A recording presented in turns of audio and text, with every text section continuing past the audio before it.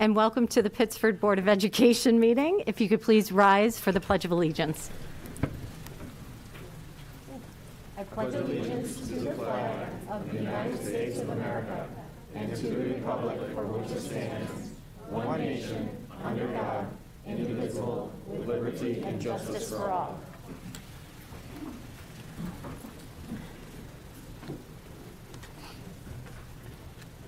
May I have an approval of the agenda? A motion to approve? So moved. Thanks, Robin. Any edits? All in favor? Opposed? Motion carried. We are so excited to have everyone in this room tonight to celebrate Pittsford Pride.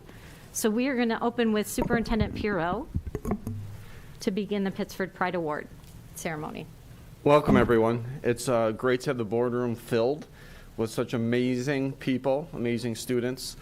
I'd like to welcome all of you to our Board of Education room. And since Thanksgiving is next week, I'd like to emphasize my gratitude to our principals, to our nominating staff members, our family, our friends, and our special guests for being here tonight. And most importantly, I want to thank the recipients for going out of their way to make the lives of others better by modeling exceptional citizenship and character.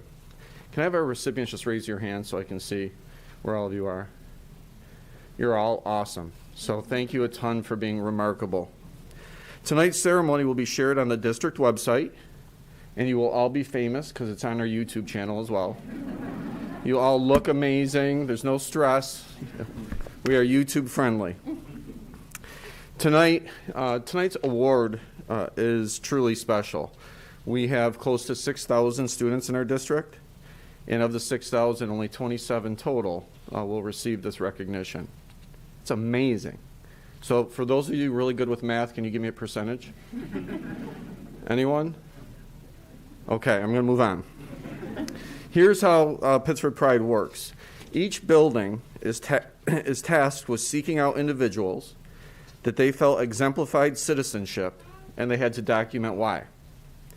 Then a building level committee convenes and selects a candidate to be recognized this evening. Beyond tonight's recognition, students will be recognized many different ways depending on the building that they are in. This can range from being on a bulletin board, or a picture of you on a bulletin board, morning announcements congratulating you. Your name may show up on a plaque.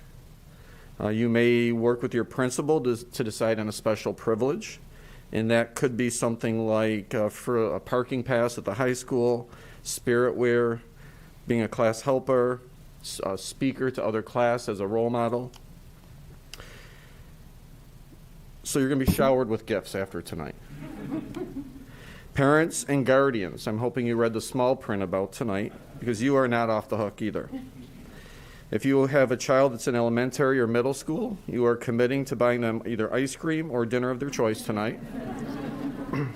If you are a parent of a high schooler, you will be purchasing a car. So it's the very small print at the bottom of the Pittsford Pride Award. So as far as tonight's process is concerned, as each student's name is called, we're going to ask that you stand, and we're going to read why you were nominated and why you're the recipient. And then when we're done reading about all the great things about you, you're going to have a seat, and we're going to go on to the next person. When all 9 recognitions have been read, we're going to ask the students to come up and collect their framed certificates, and then we're going to have you walk behind the board area, and we're going to take lots of pictures. Parents, guardians, family members, you're welcome to come up and take as many as you'd like. We're going to start with our board president, Amy Thomas. She'll read the first 3 recipients, followed by Vice President Ted Aresti, and I will read the final 3. With all of that being said, and all these wonderful people in our boardroom, it's my pleasure to start the program by introducing our board president, Amy Thomas.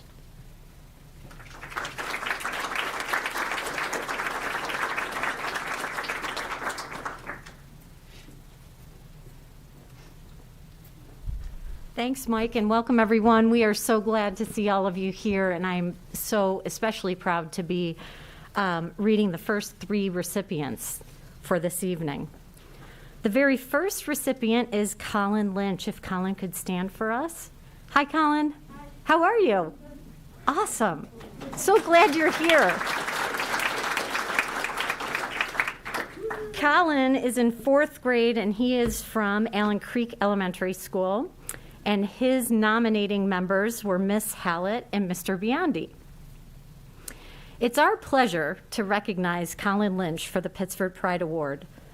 Colin is a perfect candidate for Pittsford Pride, as he exemplifies many character traits necessary of such a prestigious award. He exemplifies our school character traits of being accepting, cooperative, empathetic, and supportive, as he has demonstrated these qualities consistently throughout his student career at Allen Creek Elementary School. Colin is a role model for his peers, and he leads by example. He consistently maintains a positive demeanor, all while helping those around him. Students in his class look up to him on a regular basis. They admire his understanding of those around him, his willingness to go above and beyond what is expected, and his ability to handle whatever is thrown his way. While balancing a busy schedule, including extracurricular activities such as soccer and chorus, Colin continues to hold himself to high standards and completes all of his work at an incredibly high level of excellence. His focus and determination elevates all other students around him. Colin asks thought-provoking questions during whole group instruction, works cooperatively in groups and with partners, and goes out of his way to make each day better for those around him. Some examples of this include engaging in challenging classroom conversations, helping his peers socially and academically, and running for student council with the intention of making the school a better place. Colin is deserving of the Pittsford Pride Award, as he displays the morals and values we work so hard to cultivate in Pittsford. He's a role model, leader, and highly respected by those around him. Keep up the great work, Colin. We're so lucky to have you at Allen Creek. Congratulations.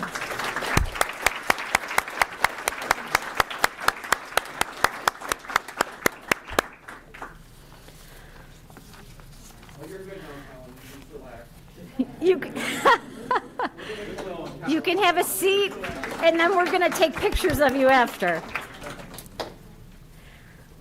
Our next recipient is Carlasia Clark. Is Carlasia somewhere? Hi, Carlasia. How are you? Carlasia is at Calkins Road Middle School, and she's in 8th grade. Her nominating members are Mrs. Althouse, Mr. Eckert, Ms. Heineck, Mr. Moore, and Mrs. Daniels. It's our pleasure to nominate Carlasia Clark for the Pittsford Pride Award.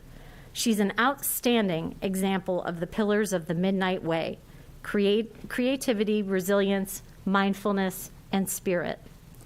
Carlasia is a strong participant in class and always contributes her thoughts and opinions to class discussions. She enters classrooms with a smile and a positive attitude.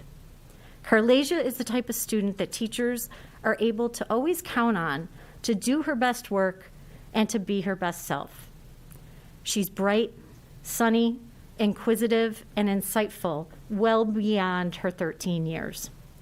If she misses a class due to a lesson or absence, Carlasia always makes sure to check in to see what she's missed and makes up the work. As a student, Carlasia has a strong desire to succeed and is willing to put forth the necessary efforts. She has a passion to learn and is never afraid to share and be an active part of her classes. Her teachers from last year shared that during the remote learning days, Carlasia was a student who could always be counted on to have her camera on, be on time, have all materials, and be ready to learn. She was the epitome of a dedicated student virtually in a year where it would have been easy to be less than that. Most importantly, Carlasia is an empathetic and caring person towards all. She's friendly to peers and adults and genuinely cares about how other people are feeling. She's the first to volunteer to help another student. Carlasia is one of our 8th grade web leaders, and she's energetic, kind, and she is a positive role model to both the other WED leaders and the 6th grade students. She's a member of the principal's cabinet, a group of student leaders that works in an advisory role with the building principal. Even after a single meeting, her leadership shines through. She goes out of her way to help others and to make Calkins Road a better community. Calkins Road is so fortunate to have Carlasia as a member of our school community, and her future will be bright and successful. Congratulations.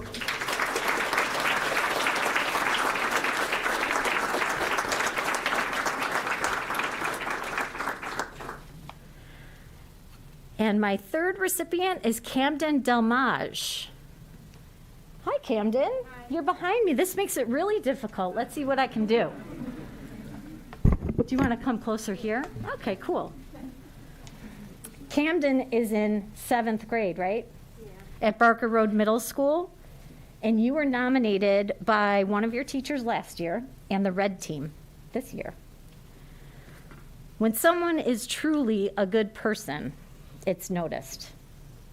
Therefore, it comes as no great surprise that Camden Del Mage is not only being nominated by a teacher he had last year, but also by his current new 7th grade teachers. Camden exudes kindness, integrity, perseverance, and empathy. He's the type of student who is always willing to help his peers and who always wants to make his school an even better place. Ms. Brown had the pleasure of working with Camden in 6th grade. Right from the start, he immediately became a role model for both students and staff. The hybrid learning model proved difficult for all of us. Camden, however, saw it as not an obstacle, but a challenge to overcome.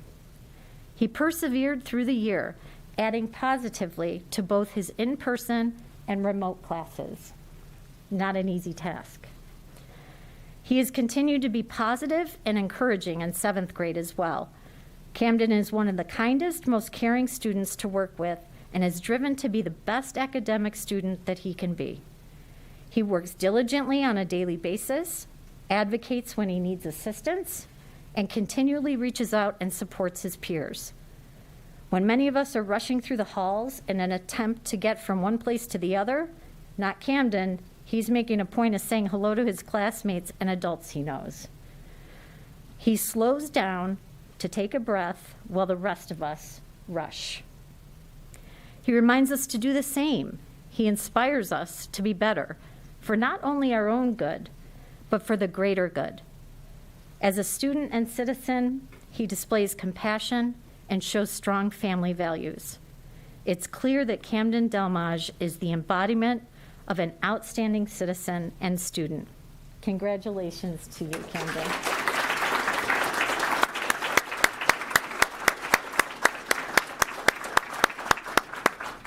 And now I'm going to turn it over to our Vice President, Mr. Aresti, for the next 3 recipients.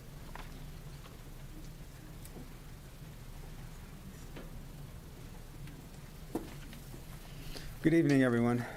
So happy to be here and looking forward to introducing a few people. My first recipient is Ellie Giantasio. Could you stand up, Ellie? Hey there. Ellie is a 4th grader at Menon Center, and her nominee members were Miss Ingert and Miss Saccone. Ellie is one of a kind, with sincerity, passion, and enthusiasm for all she does. As a 3rd grade remote student last year, she embraced learning about a variety of subjects. Ellie was inspired by class discussions and the literature she read, and would often dig deeper into topics and well above and beyond what was expected of her. For instance, Ellie has shown advocacy for women by writing to the U.S. Mint to add Ruth Bader Ginsburg to a coin. She even dressed as Ruth Bader Ginsburg for Halloween. I'd like to have seen that. When her class adopted a wolf from a sanctuary, she poured herself into researching about wolves, watching the wolf cam, and advocating for animal rights. Ellie takes initiative for her learning and brings depth and understanding to the discussions in which she participates. Ellie also displays empathy and a strong commitment to the success of her peers. She never excludes anyone, and takes extra steps to make sure her classmates feel included. Ellie has welcomed new students into her friend group and works well with every other student in her classroom. When working in partners or groups, you can frequently hear Ellie saying things like, "Let's share the reading," or "Let me help you," or "What do you think?" It's no surprise that her peers voted her to be their student council representative. This was an honor that Ellie accepted graciously by saying, "Thank you. I'm so excited. I've always wanted to be on student council. I have so many ideas." It's hard to be anything but positive when spending time with Ellie. She values the good in everyone and everything, and as a result, it's a pleasure to be around. Ellie is never without a smile or an encouraging word for both her classmates and the adults. Even a simple trip to the book fair was met with, "This is the best place ever." I don't know how I'm going to choose. I'm a real bookworm. Ellie approaches all tasks with enthusiasm and is willing to do whatever it takes to reach the high expectations she sets for herself. We have no doubt Ellie will go on to do amazing things as she sets for herself. Her hero, Ruth Bader Ginsburg, once said, "Fight for the things you care about, but do it in a way that will lead you to join others." That is precisely what Ellie will do. Congratulations, Ellie.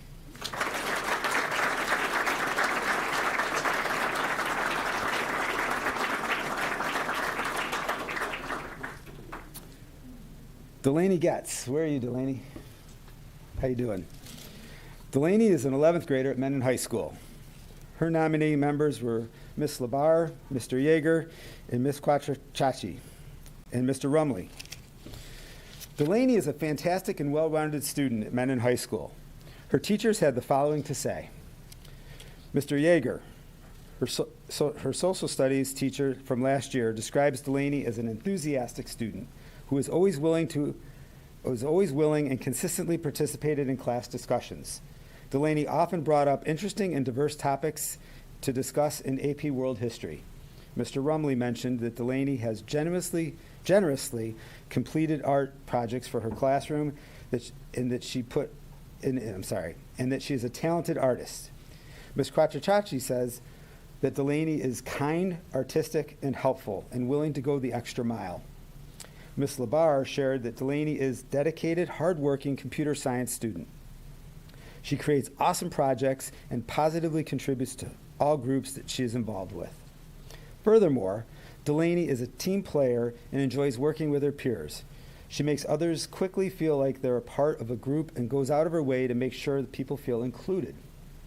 Delaney specifically works to make sure that everyone has shared something or that everyone's ideas are included. Outside of school, Delaney is a volunteer team member of Team Jackpot, where she helps to organize an art exhibition to celebrate autism. The proceeds of the event benefit the Challenger Miracle Field of Greater Rochester for activities such as adaptive kickball and baseball. Delaney is motivated by helping others find their passion and take pride in their work. Delaney is someone who comes to school and does her best, is her best, and makes a difference in the lives of others. She represents our values of being a Viking strong, and we are proud to have Delaney represent Mendon as the Pittsford Pride winner. Congratulations.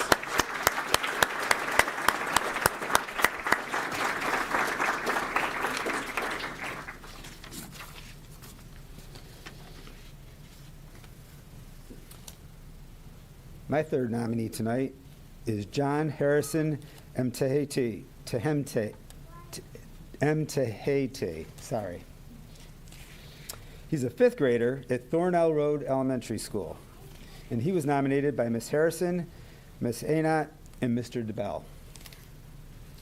Living the Thornell Road way means being respectful, responsible, fair, trustworthy, and caring, even when no one is watching.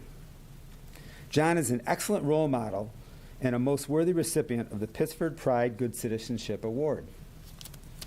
When you first meet John, it does not take you long to appreciate his friendly demeanor, quiet confidence, polite interactions, and genuine interest in helping others.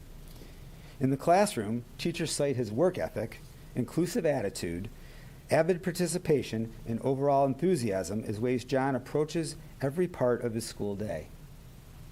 John has a natural ability for making everyone around him feel welcomed and valued. He goes out of his way to help our new students and make them feel comfortable in a new school. He is always smiling and making others laugh. When working in groups, he leads discussions, but also makes sure that everyone in the group has a voice. He seeks opinions from quieter group members and wants everyone to be able to express their ideas. No matter what is happening, John naturally wants to make sure his peers are confident and happy. His positive attitude is contagious. He has a passion for life that brings so much joy to our school. John is a very talented writer and has written beautiful poems that he enjoys reading aloud to the class.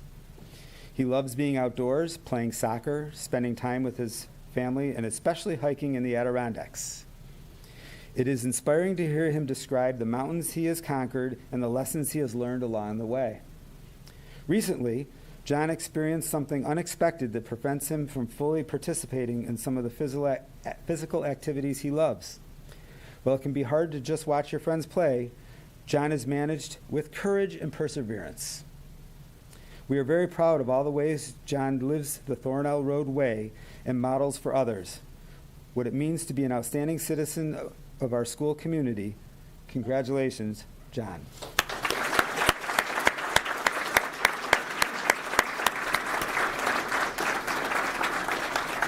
Welcoming back Superintendent Pirro.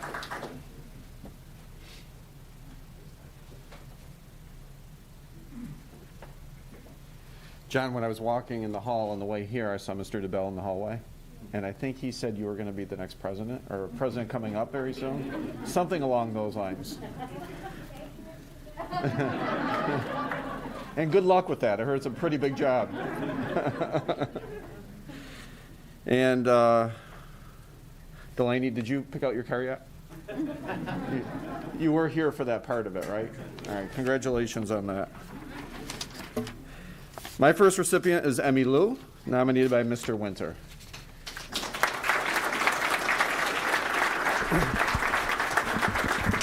Hi, Emmy. Emmy is an impressive individual. She is a positive light in our school. Over the past year and a half, her positive light has been critical to the overall well-being of our school community. When you are tested and times are difficult, it is always interesting to see who steps up and who has that can-do attitude. Emmy is one of those people.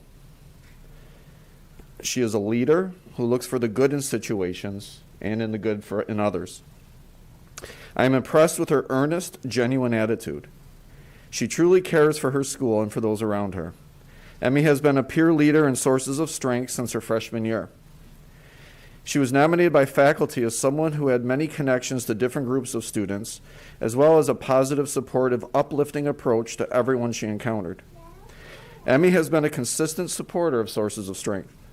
Some students find the core message of the program difficult, as at its heart, a suicide prevention program, but Emmy was able to embrace the seriousness of the mission of the program, as well as the positive aspects of focusing on strengths.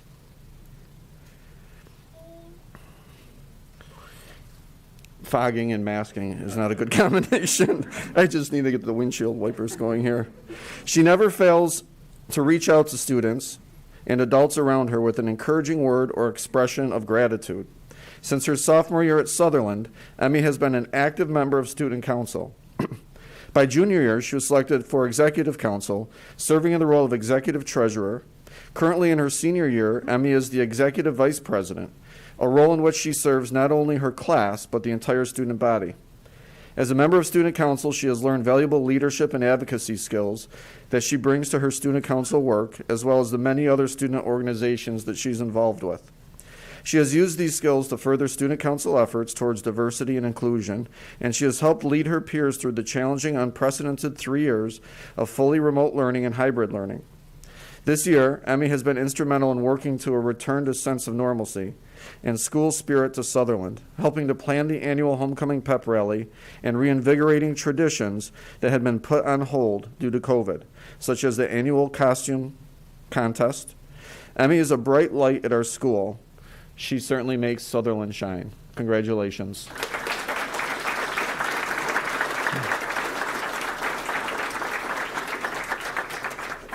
Emmy, who do you think is going to win the Rainbow Classic, Sutherland or Mendon?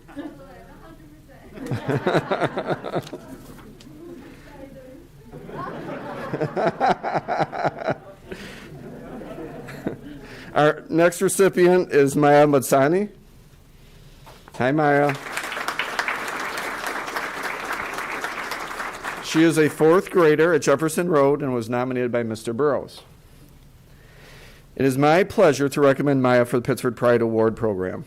Maya exemplifies the Jefferson Road mission to be her best, do her best, and make a difference in the lives of others. She consistently accomplishes this mission with little fanfare for herself.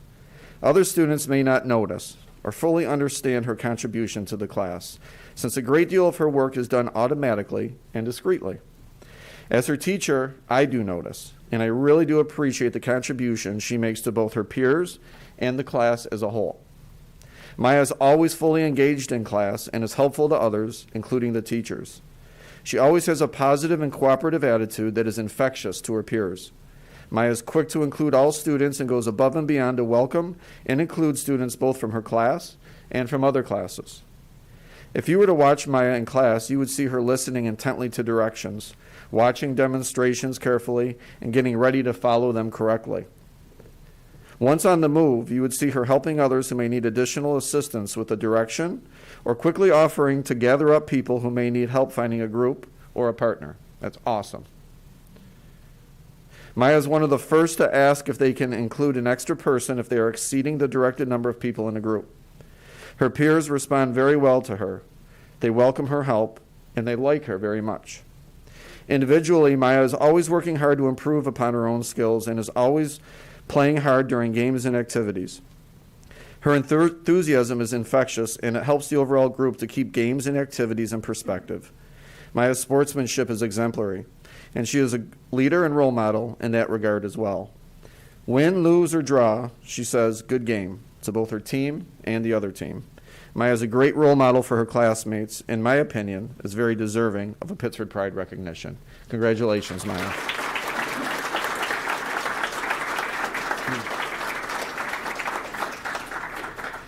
And last, we have Magnolia Yates, fifth grader from Park Road.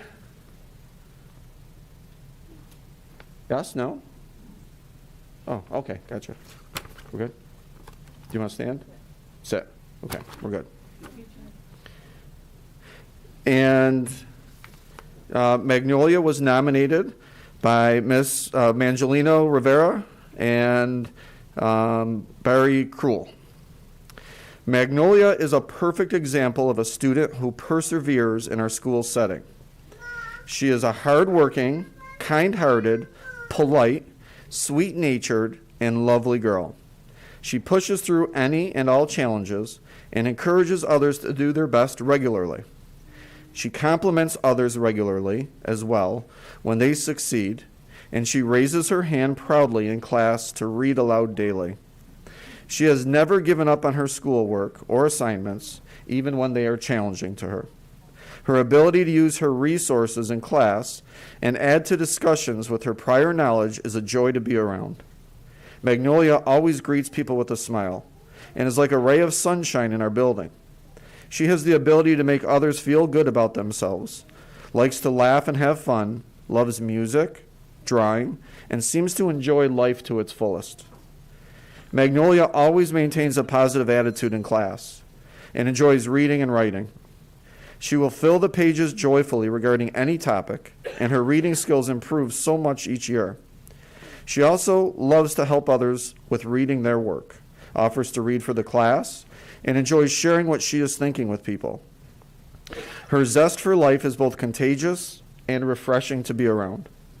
She is the first one to volunteer to attempt any task, offer an answer to a question, or help with any job. Even when she is unsure of an outcome with an answer to something, she bravely goes forward with her answers, and she's not afraid to make mistakes. Magnolia sets a great example of how to be your best self to others in the classroom every day. She isn't afraid to be herself, and even sings us a song lyric that goes with what we are learning when the mood strikes her. These things that she does brightens everyone else's day and are so needed in school. Park Road Elementary is lucky to have someone as positive and friendly as Magnolia walking the halls and being present in our rooms. It is an honor to be able to work with her in school and a pleasure to nominate her for the Pittsford Pride Award. Congratulations.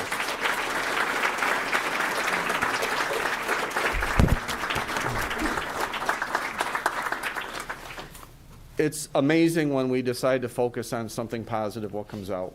And we are so impressed with the students, the people that are here. We thank you again for your role in each of the child's lives. It's obvious that you've all done something really well. And we are so very grateful for having your children in our schools. So with that, I would like to bring up all of our recipients to stand behind the Board of Education. We're going to give you your plaques, or I'm sorry, your certificates, and we're going to snap a few pictures. Come on up.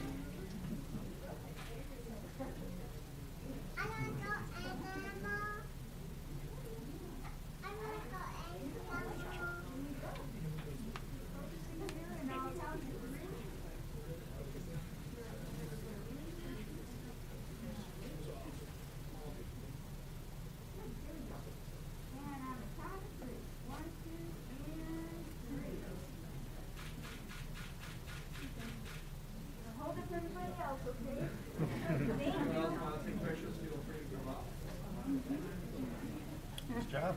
Well, I should have had pencil and paper so we could have an identification. He'll know enough because he has slides that these guys made the kid's name and picture. So he'll be able to count. Don't worry about that. Yep. Don't worry about that. Easy. So if we can conclude, just one other set of directions. We have certificates on the table for each recipient to take on their way out. And want to thank everyone. Have a wonderful Thanksgiving. And thanks for bringing us such wonderful children and young adults to our schools. Have a great day, everyone.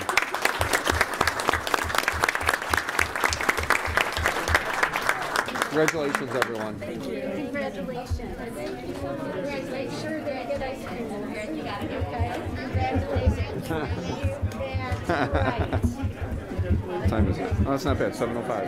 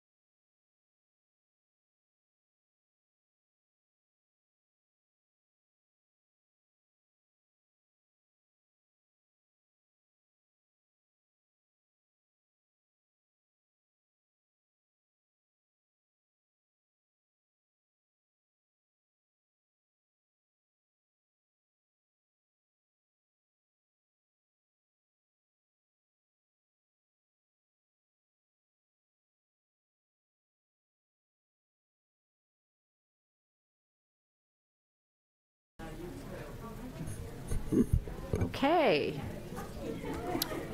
Right now, we are going to welcome Mike Biandi, the principal of Allen Creek Elementary School. We'd like to welcome you this evening and thank you so much for our recent tour. Thank you. You're welcome. We miss the coffees. I sound redundant, but we do miss seeing the staff. So if you would please let them know that we miss them and we look forward to an opportunity at some given point in the near future to get back together. Well, thank you very much. First of all, I just would like to say happy 75th, right, to Pittsford. Congratulations. And also a sincere thank you to the board. I know that we officially appreciated you, I believe, last month, but let me extend my own appreciation to all of you for everything that you do. It's truly appreciated by me, by my school, our students, and our community. So thank you very much. So this is always a great time, a great night for me because I'm always able to come and really kind of brag and share with you how lucky I am to be part of such a great school with great students. And I hope that tonight I can bring to you their voice from Allen Creek School. That was one of the things that was so important, and specifically in tonight's presentation, that I really shared with you the voice of our students, which is so important. So thank you. So this year, we, as a staff, we committed to a few things that we have been working on and some actions. Professional learning communities, classroom meetings and circles, and through an equity lens. And the picture here is kind of a mindset that all of this really works together, even though we are working on it individually and they're all journeys. We are really kind of the mindset is that they're really working all together as one. So our professional learning communities, we have had a chance through, as a district, as a school, to have professional development and engage in professional learning communities for the last few years, and we're continuing to improve and refine that. And we're using that to ensure that there's high levels of instruction. We're hoping that, we're preparing students for rigor and independent learning. We're using student work to drive our instruction and be aware of what kids need, and also to improve classroom instruction and practices, that our staff is working together in a collaborative way to only be better for all of our kids. Our classroom meetings we have done for really many years, but we are really trying to be intentional because it is so impactful and so positive when we're creating a great learning community. Our classroom meetings set a tone for respect and engaged learning in a climate of trust. It builds and enhances connections among students and between students and teachers. Here's the most important. It merges the academic and social emotional learning. It motivates students by addressing the human need to feel a sense of value and belonging. Not just that it's on the poster and you belong, but that you feel that you belong, that you're a part of a community. And through repetition of these many kind of ordinary moments every single day, respectful interactions, it enables extraordinary moments. And we're able to see that, I'm able to see that every day as I'm watching everyone on this great journey. And then again, very importantly, that we're looking through an equity lens. We've been really on a journey. Everyone is kind of on their own journey, but together we are moving towards being culturally proficient, and we're working really very hard to ensure that we're empowering kids to be their authentic selves. We're elevating their voice and empower them to be agents of change, and to connect across lines of differences and access their potential. So those are the three areas that we have kind of committed to. We're on a journey, and we're continuing to be better. So when we thought about this school year, coming into this school year, we thought how excited we were, first of all, that we were all coming back together, right, for what we saw as a pretty normal normal year. But we also stopped and thought about kids that are coming from remote, kids who are coming from an in-school model but look very different than what school looks like now, because kids were really kind of restricted. And we thought, what was the most important thing for us to do as we started this new year? And that was welcoming students back and focusing on a welcoming environment where all students feel a sense of belonging, and building community, revisiting that strong community that Allen Creek has always been and always will continue to be. But we felt like we needed to come again together as a staff and as a whole school to really, revisit that and rebuild and be strong. We know that we want them to feel and show pride in who they are. Community building, fostering a feeling of belonging. Of course, I've said that a few times, but that's really what we're doing. And we're also fostering student voice, socially, emotionally, and academically, and building relationships. And a way we're going to do that this year was we all decided that our goal was going to be that all classroom teachers will learn the story behind each of their students' names.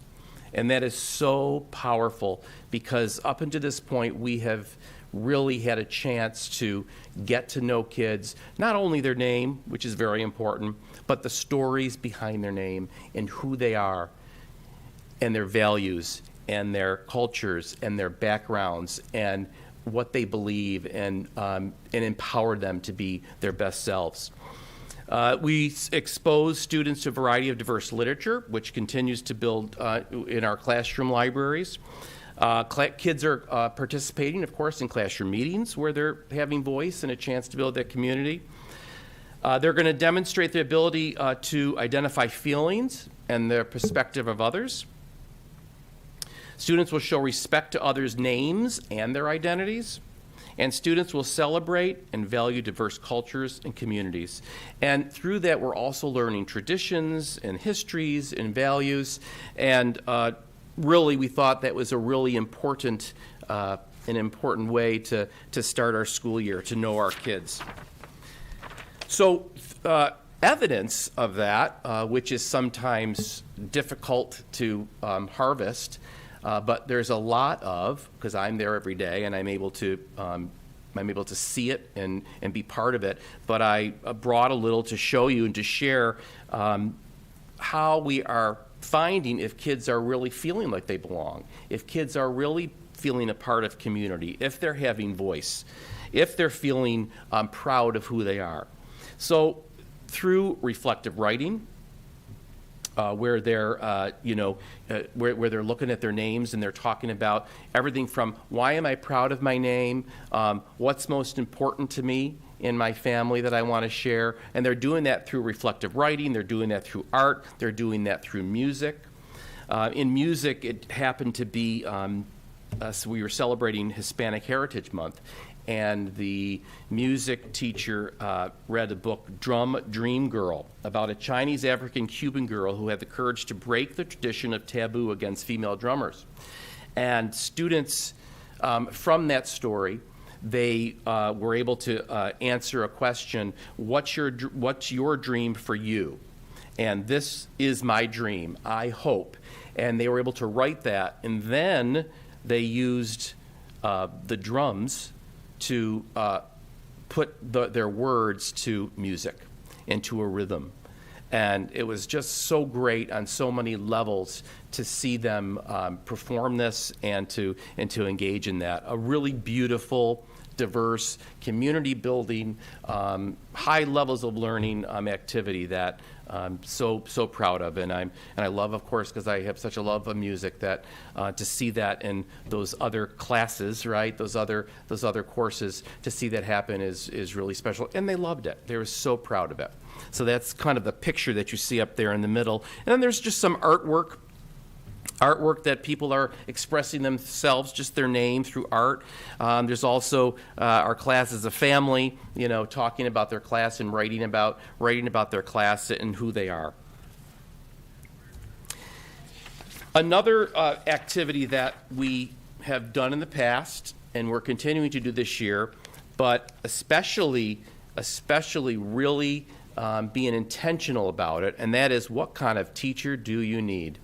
And when you first look at this, it seems just like a one-and-done activity for the day, right, to get to know kids. But it's really so much more, and I've seen it, and I've seen it in action.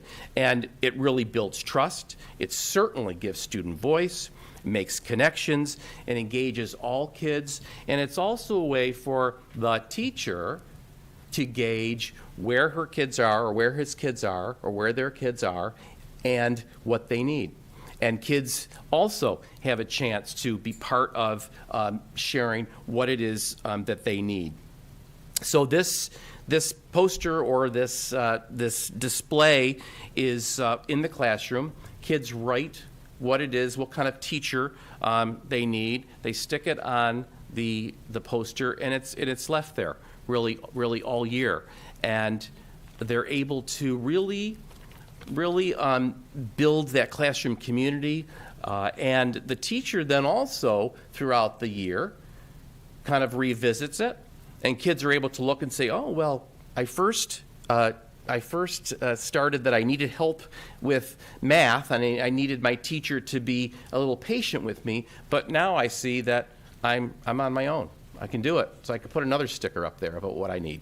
So actually, I'm forgetting that I have some quotes here. There you go. So some of the things that they're asking for is they want a teacher who's understanding. They want a teacher who gives us choices. A teacher who is flexible. All these things. Teachers who is open-minded.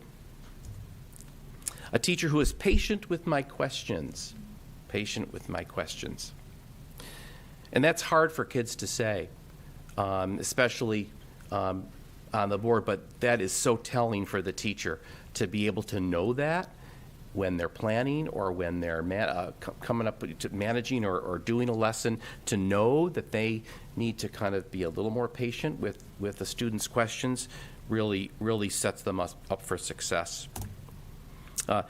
A teacher who is willing to keep learning with us. I thought this was a really great one, because they want to learn along with the teacher. It's so important. Of course, a sense of humor. Everybody wants someone to have a sense of humor, because if we don't have a sense of humor, it gets us through a lot. So everyone wants a good sense of humor. I know I do. And a teacher who values my opinion. So those are just some of the things that kids shared with their teachers. And next, what I did was I also, in the spirit of giving kids opportunity for voice and to hear, I kind of went around and I asked a lot of kids, how's it going? I was wondering what they're thinking about school. How's it going? And so I got a lot of feedback, but I tried to pick some that were, that they mostly said, or some unique things about school. School feels normal. Thought that was so great to hear, and I heard that from a lot of kids. I like being challenged as a reader. So in spite of kind of maybe being in a different school model last year, or kind of being what maybe we see not so close to school, there's kids who still want to be challenged. There's kids who still want rigor in their instruction. And so I think that's so important for us to recognize. I love my teacher. Everyone said this. So many people said this, and it's so important that their first connection is that they love their teacher, because they're every day with them. And I loved hearing this. I loved hearing this over and over and over again. That really gave me hope and told me that, well, you know what? Maybe we are building community. Maybe our goal this year is working. I like working independently and in groups. I like being closer to my classmates. That's so important for them. They just, they want to be with their classmates, and just the fact that they're, 3 feet instead of 6 feet is such a big deal, and they're so happy, so happy. Excited to have chorus again. This is a big one because, you know, so many of us, I mean, I'm excited to have chorus again. I mean, to hear the singing, to hear the singing again in the school is so amazing. I mean, our music teachers did an amazing job last year without really being able to do too much or any singing.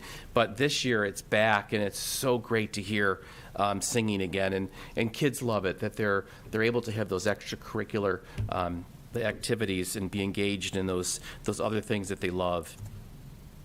I love being on Safety Patrol, another example of things that we're doing during the day. Safety Patrol that they just love being a part of, and they're getting leadership roles, and they're so happy. They're so happy to be engaged and part of the community. It's and I know I keep saying that, but that's what I'm hearing from them as I'm asking them. They're answering with excitement, and they know exactly what it is. They know how it's going, and they're ready to tell you. And it's so great to talk to them and hear all the things that they love about school so far. And really kind of the other thing is, in addition to those other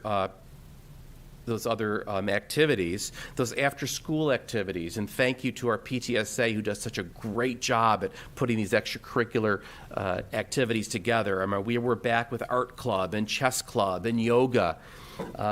Our friendly home, which we haven't really had a chance to actually be there anymore, because we've always had what we call the friendly club, where kids historically, fifth graders have gone to the friendly home next door and spent time with our residents, and it's such a beautiful connection with our neighbors.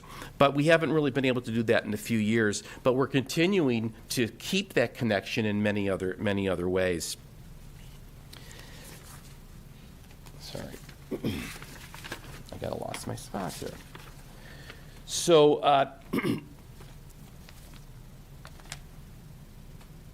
Our community service, our community service has continued as well.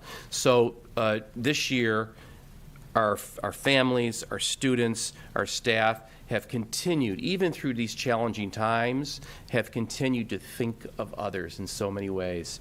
I mean, all year. So this year, Happy Birthday Cha-Cha-Cha, which is one of our parents who runs a program who collects so many things for kids to have a birthday gift and a birthday treat and a birthday bag for other schools and other districts who may not have that opportunity.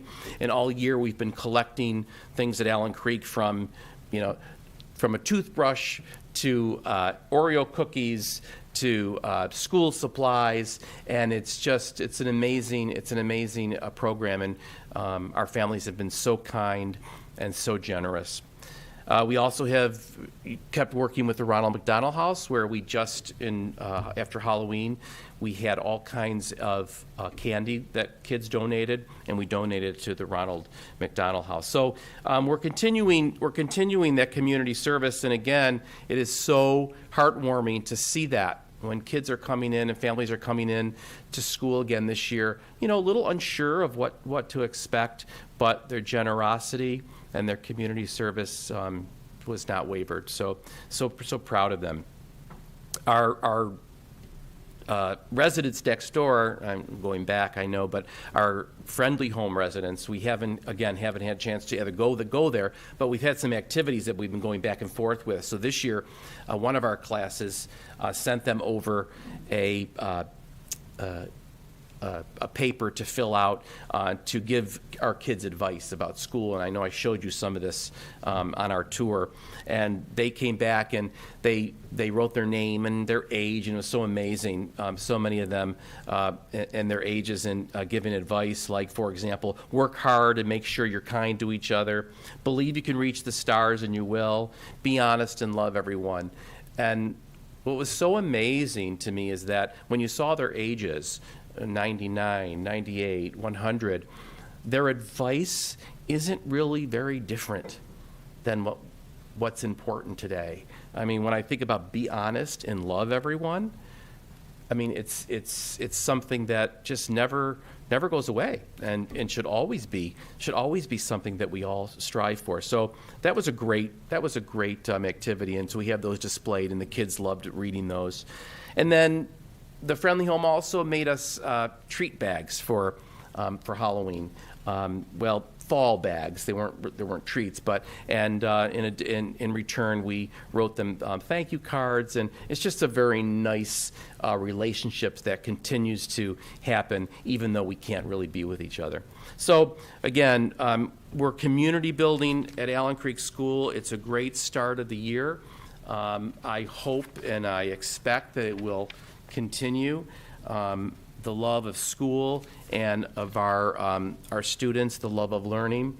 And again, I can't say enough. Even this week, I know when you came over, you did see a lot of the great work kids are doing displayed around the building. But even since then, there's so much more to see. I'm able to go down every hall, and I have there's so much to read and to see and to learn about all of our kids. And there's so much voice and so much community that it's just great to see. So thank you. I don't know if you have any questions. I'm happy to answer. We're so glad to hear that chorus is back on. Me Whisper too. singing doesn't work, does it, Mike? Really. It doesn't work. I tried to go in the hallways a few times because I sometimes just have to blurt out a song, but I was always in the stairway with a mask on with nobody around because the acoustics are beautiful. So you sound wonderful. I sounded wonderful. And your heart there, I assume, was taken before COVID. Yeah, this is pre-COVID. Just making sure. This was actually 75 years ago. Okay. When we first opened, and Okay. yeah. You still look great. Yeah, I was there, look right great. there in the middle. I think I was 4. Thank you so much, Mike. That was a great presentation. It's wonderful to see the school up and running and having the kids back. Any challenge that comes to mind in this transition that pops out to you? Well, I guess I would say that we positioned ourselves to anticipate just anxieties, general school anxieties, and we are kind of seeing that, But I think because we really came in with that community building and really creating a welcoming environment, it makes it that much easier to then kind of meet the needs of those kids and staff members who may be feeling, anxious, and some new anxieties and some new folks that have anxieties that maybe we wouldn't have seen in the past. Sure. So yeah, that is a challenge, but I feel like we have a strong foundation to really, move forward and get through that. Great. Anyone else? Thank you so much. What a great Thanks, presentation. Thank you. Thank you.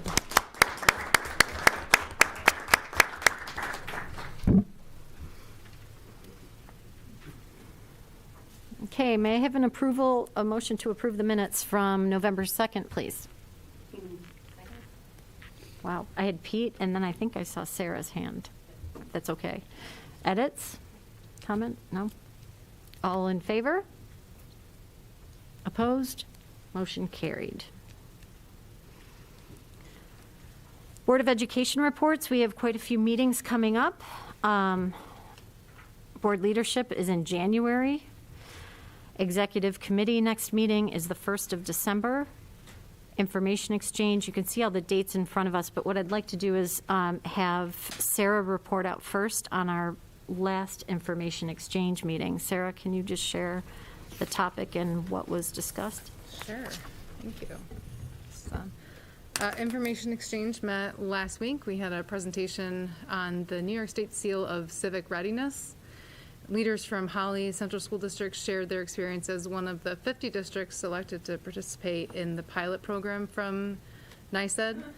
It's going back to January of 2020 when NYSED introduced a civic readiness initiative, which then led to the formation of a civic readiness task force, and now the pilot program, which is currently underway across the state this school year. NYSED defines civic readiness as the ability to make a positive difference in the public life of our communities through the combination of civic knowledge, skill and actions, mindset, and experiences. Holly has chosen to look at seniors only this year, but they're considering opening it up to all secondary students in the future. And in order to receive the seal on their diploma, students have to earn a total of 6 points from a list of criteria related to civic knowledge and civic participation. And that includes a capstone project and extracurricular participation or work-based learning experience. So it's a very rigorous program that they're working on. And it seemed like they're having just a couple hiccups along the way so far in Holly, mostly with tracking of students' courses and connecting that to the current offerings, or their current offerings with the benchmarks from NYSED, just trying to fill in those pieces there. But my guess is that that will kind of work its way. Those little hiccups will work their way out over time as they get rolling with this. And then they can start to look more at all of the secondary students and courses going back all the way. Really, they're talking about with NYSED back to kindergarten and building upon that to get that seal for graduation. So ultimately, it sounded like their leaders were very excited to have this option available to their students, either as a standalone seal or as a +1 pathway to graduation. So there's 2 other districts in the area, Spencerport and Brockport, that are a part of the pilot program. So I'm hoping that we'll hear some more from all the districts involved later on. And the next information exchange meeting isn't until January, but we'll hear a presentation on gender identity and Title IX. Thanks, Sarah. One other thing that they mentioned was they do recognize how difficult that this program would be for larger districts like ours, for example, because there are a lot of logistics and things, especially when you're following the program from such a young age through. So I think there's more to come on that. Thank you. And Robin, would you like to report out on legislative? Yes, thank you. The Legislative Committee of Monroe County School Boards Association met on Wednesday, November 3rd, and these are the highlights. Congressman Joe Morelli responded to MIXPA's Executive Director Sherry Johnson's letter on behalf of the association regarding the inappropriate and damaging TikTok challenges, and his response is attached to this recap. The Executive Director also shared a letter from Monroe County Executive Adam Bello that requested input on spending the $144 million of funding received by Monroe County from the American Rescue Plan Act. And she encouraged members to write and respond to the county executive with their suggestions. Adam Bello's letter is attached to this recap. Also of note, the 2021 Making the Grade, How Fair is School Funding in Your State report card from the Education Law Center rated New York State in the areas of funding level, we received an A, funding distribution equity, our state received a C, and funding effort, we received an A. New York State is number 1 in per pupil costs with a cost-adjusted national average of $26,634.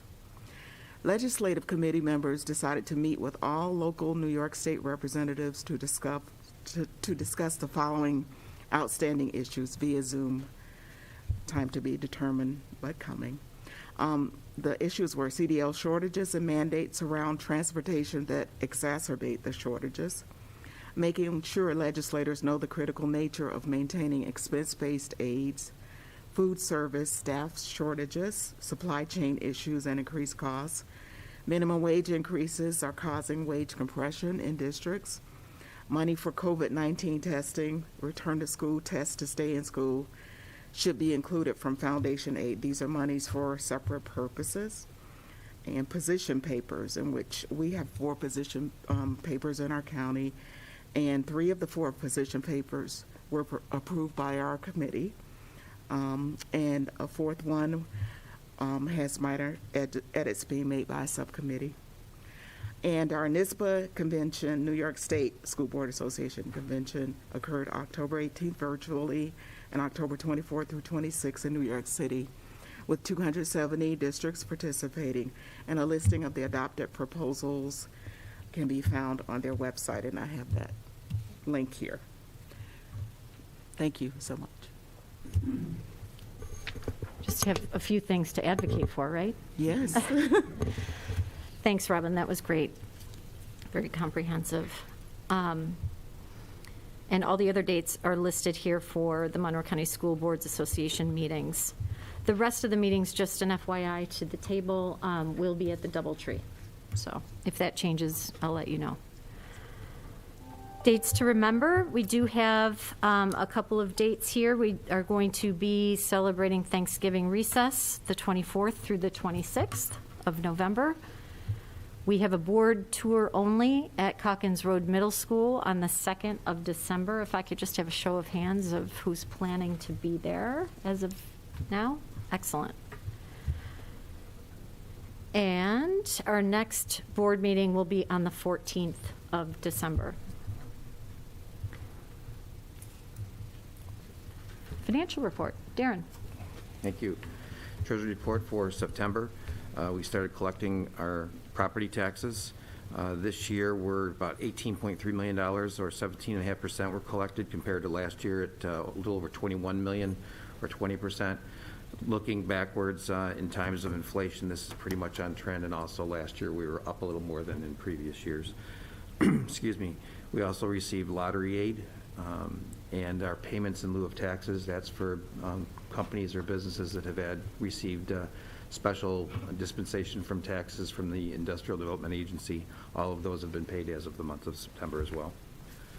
Moving on to the school lunch fund, all the things that Robin talked about are affecting us. We were talking this morning about the supply chain shortage, and so we're going to have to change the menu to say things like almost chocolate chip cookies and things of that nature, just because it's hard to know what we're going to receive on the truck on a daily basis. But the school lunch fund, from a financial standpoint, is almost broke even for the month of September. That's great. And our participation is about 2.5 times what it was at this time last year. So definitely moving in the right direction from that standpoint. So that's the highlights for the Treasurer's report. I have a motion to approve the treasurer's report, please. Thanks, Sarah. And Ted, any questions? Darren, were we missing a few days in September as well? Yes. Might that be? Yes. It was 2 less days of serving, so giving that is even better. Right. Yeah. Any other questions? All in favor? Opposed? Motion carried. The extracurricular activities report, not a tremendous amount of activity usually in September. However, I will say it's pretty exciting because compared to last September, at least there is activity in the extracurricular activities report. Okay, may I have a motion to approve, please? Thanks, Renee. Robin, questions? All in favor? Opposed? Motion carried. Okay. Next is a request for a budget transfer of, excuse me, $681,000 from the health insurance budget code into various salary codes in the elementary, having to do with positions that were needed due to the way the sectioning actually worked out this school year. May I have a motion to approve the budget transfer, or elementary staffing budget transfer? Thanks, Ted. Thanks, Pete. Any questions? All in favor? Opposed? Motion carried. Thank you. And next is contract transportation. As we have a shortage with bus drivers for some of our routes, particularly for special needs students, we had to contract out 3 additional routes.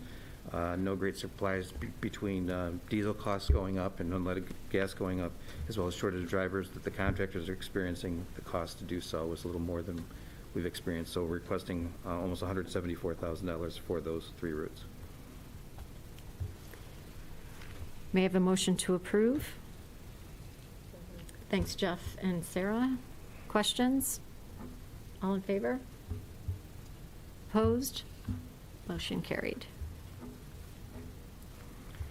And then in the discussion section, Jeff Beardsley provided information regarding the summer work for operations and maintenance. I just want to touch on a couple of sections without hopefully sounding too much like Jeff, but 1.3 million square feet of space, and when you think about last school year with the disinfecting and the things that would happen and all the maintenance that our 24 operations and maintenance folks do is pretty impressive. We processed almost 1,000 work orders over the summer. Some of the more exciting work we talked about a couple of months ago when we did the auction for our vehicles. You can see we maintain our vehicles very, very well. And for example, our F-350 trucks, we are averaging about $3,200. It costs us to drive them for 5 years because we do so well with them at auction. So I wish I could get on that deal and drive a car for 5 years for $3,200.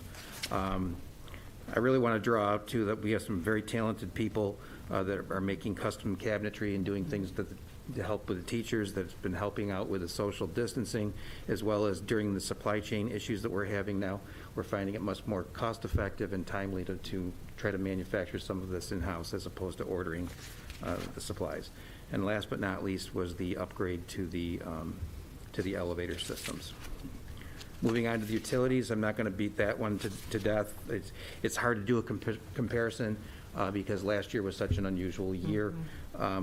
Looking at the heating and cooling degree days, it's pretty stable, maybe slightly warmer in the winter, excuse me, and pretty stable for the summer. Calkins Road continues to be, believe it or not, one of our more expensive buildings from a square footage standpoint, just because it's so electrical intensive. So during this current time with what are happening with utilities, electric costs are going up faster than the other utilities. So that kind of is a quick thumbnail on that. If you have any additional questions, I'm sure Jeff would be more than happy to fill you in. Okay. I'd just like to say, I mean, it is remarkable what our maintenance and operations crew does. And I just want to publicly thank them for all that they've done, because this has been an unusual couple of years, really, for them. And it's just remarkable looking at all of the accomplishments. So thanks to you, thanks to Jeff, and thanks to the crew. I'd like to quickly give a shout out to a few people that are going to either have or going to be retiring in the next couple of months. So we're going to have some key people out in both plumbing and electrical. So they've a lot of years of service to the district and done some amazing work for us and helped us out in some real emergency situations. So I'm hopeful that we can find somebody to replace them. Thanks, Darren. Human Resource Report. Good Sean, evening. I was going to say Mr. Clerk, but Sean. Good evening. First, for your consideration, we have the professional staff report. We have 2 appointments for certificated staff, 2 appointments for SRPs, and 1 SRP resignation. And you'll also see winter coaching appointments and volunteer approvals. May I have a motion to approve the professional? Thanks, Pete and Renee. Questions? All in favor? Opposed? Motion carried. Thank you. Next for your consideration is the support staff report, and we have 1 on-call bus driver appointment. Yay. Can There we was much find others? rejoicing. Does he have any Hopefully friends? Hopefully Thursday. Right, you're right. Do we even need to vote? May I have a motion to approve, please? Thanks, Ted. Thanks, Renee. Any questions? All in favor? Opposed? Motion carried. Thank you. Thanks, Sean. Curriculum report. Melanie.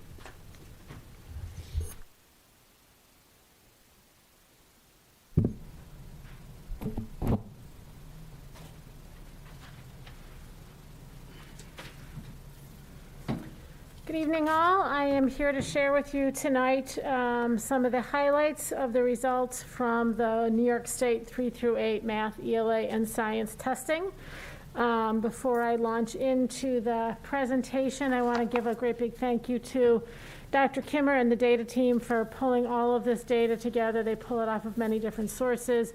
You have workbooks in your packet with lots and lots of numbers in them.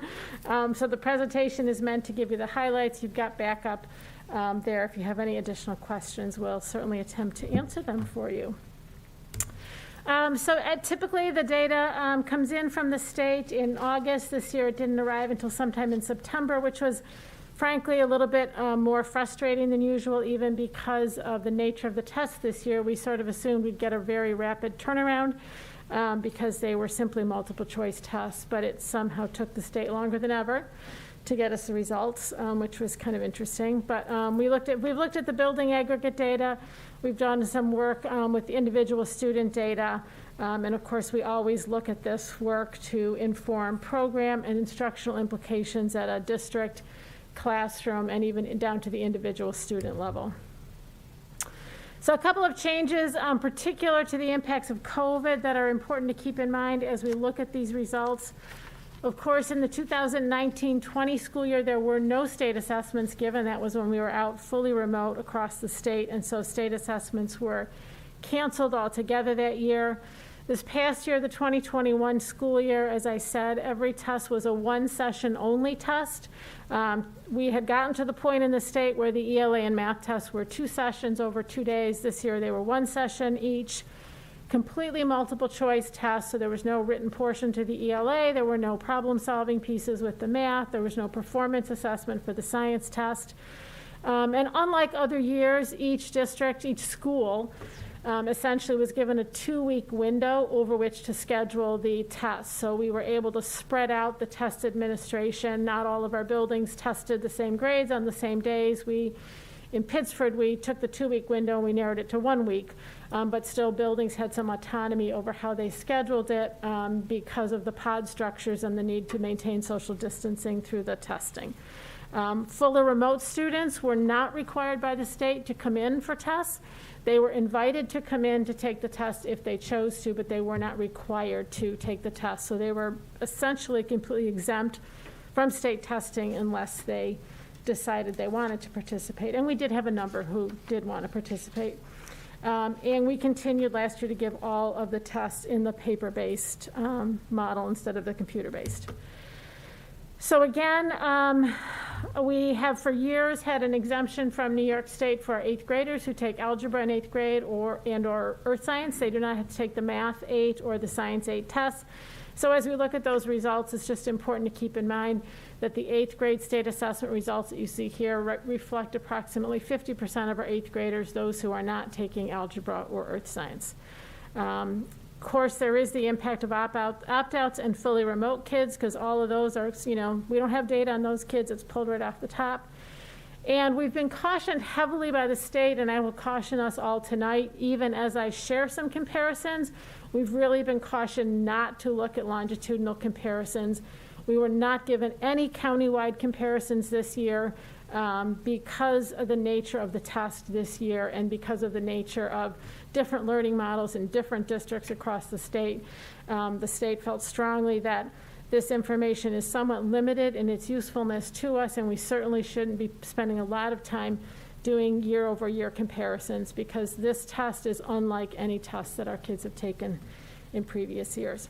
That being said, I am going to show you some longitudinal comparisons just so we can have a little bit of, just think it always helps to have some kind of relative information around data. So very, very high level, you just see some of the highlights here in terms of our overall proficiency on the ELA, math, and the Science 4 and Science 8 tests, and then we'll dive into those a little bit. So here I go giving you some longitudinal comparisons. Even though I told you we shouldn't do this, we're going to do it anyway. So ELA 3 through 8, you've got 4 years worth of data here with that reminder that there's no data for the 2020 school year. And these results, again, on face value look strong. Our students actually outperformed in ELA all across the board previous years. But again, this was a one-day multiple choice test, and there was no assessment of writing in this test. So that does make it a very unfair comparison, if you will. But still, I think there's a lot to celebrate here because these results do show us that our kids continue to make really good progress in their reading comprehension all across the grade levels, whether you're talking about our elementary kids who were in school every day last year or our middle school students who were in the hybrid model, and of course any remote students who chose to come in to take the test. We've at least got some nice results there in terms of their reading assessment. This gives you a little bit of a breakdown by grade level, by proficiency level on each of the tests. And again, for the ELA tests this year, if we were to do comparisons of these same graphs in previous years, what you would actually see for ELA, whether it's here the 3rd through 5th grade or the 6th through 8th grade, is that, again, our proficiency rate and our mastery rate on this year's exam exceeded those of previous years, with that caveat that it's a different kind of test. At the request of the district, and this is really connected to one of our big equity goals, the data team has begun to do really great work at providing us with some data reports that disaggregate our data. In this case tonight, we're going to look at all of these assessments disaggregated by our largest racial groups. And so you can see some performance levels here broken down by the largest racial groups and the ethnicity spans within the district. Again, some of the numbers here are small, and so the percentages may look large. For example, for third grade ELA, we had only 4 black students take the test. So I just caution you when you're looking at some of those percentages that the N is relatively small in some cases. But as we kind of move through this batch of slides that look at the racial breakdown for the ELA test, it is undeniable that we do have some performance gaps by race, which is why we have some very specific equity goals that look exactly at that, and why it's so helpful to have the data team now being able to provide us with this data so we can go back and begin to do what we need to do to address some of these gaps. So that's 8th grade, and then this is the compilation. Then we get to our math scores, grades 3 through 8, and again, shouldn't be making longitudinal comparisons, but we are here in this chart.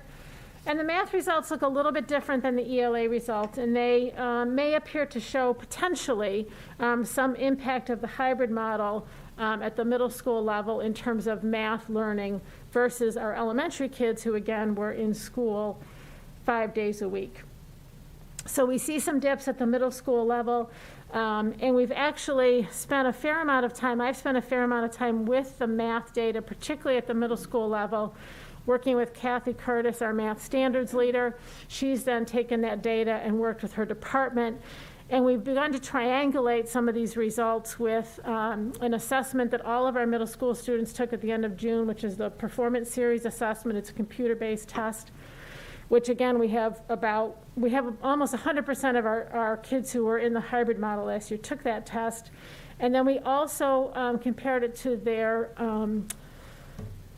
5-week grade reports, for math this year. And we began to go student by student and look for trends and look for patterns and be able to use some of this data to help us identify some additional targeted math support needs that we're looking to put in place. So again, Kathy and I and Josh and Sarah, the 2 principals at the middle school, have been working with Sean around some creative ways to think about, given what looks to be some evidence of some learning gaps in math at the middle school, how can we now build in some additional supports, whether it's some additional push-in, pull-out, tutoring supports for math, et cetera, at the middle school, particularly targeted in our current 7th and 8th graders. Our 5th graders coming in don't seem to be exhibiting a significant loss in math based on the performance from last year. So again, using the data for what we can get out of it this year and really spending some time comparing it to other data sources and seeing what it can tell us about individual kids' needs. Again, with the proficiency bands for math 3 through 5, much like in ELA, we would see that these actually exceed previous years, and then we know that for middle school, they've dipped below our previous year's performance. And then once again, we have the series of slides that look at the racial subgroup breakdowns for performance, 3rd grade math, 4th grade. And again, you see similar patterns here in terms of some performance gaps and some performance celebrations. Keeping in mind, again, that the N for some of our racial subgroups is pretty small.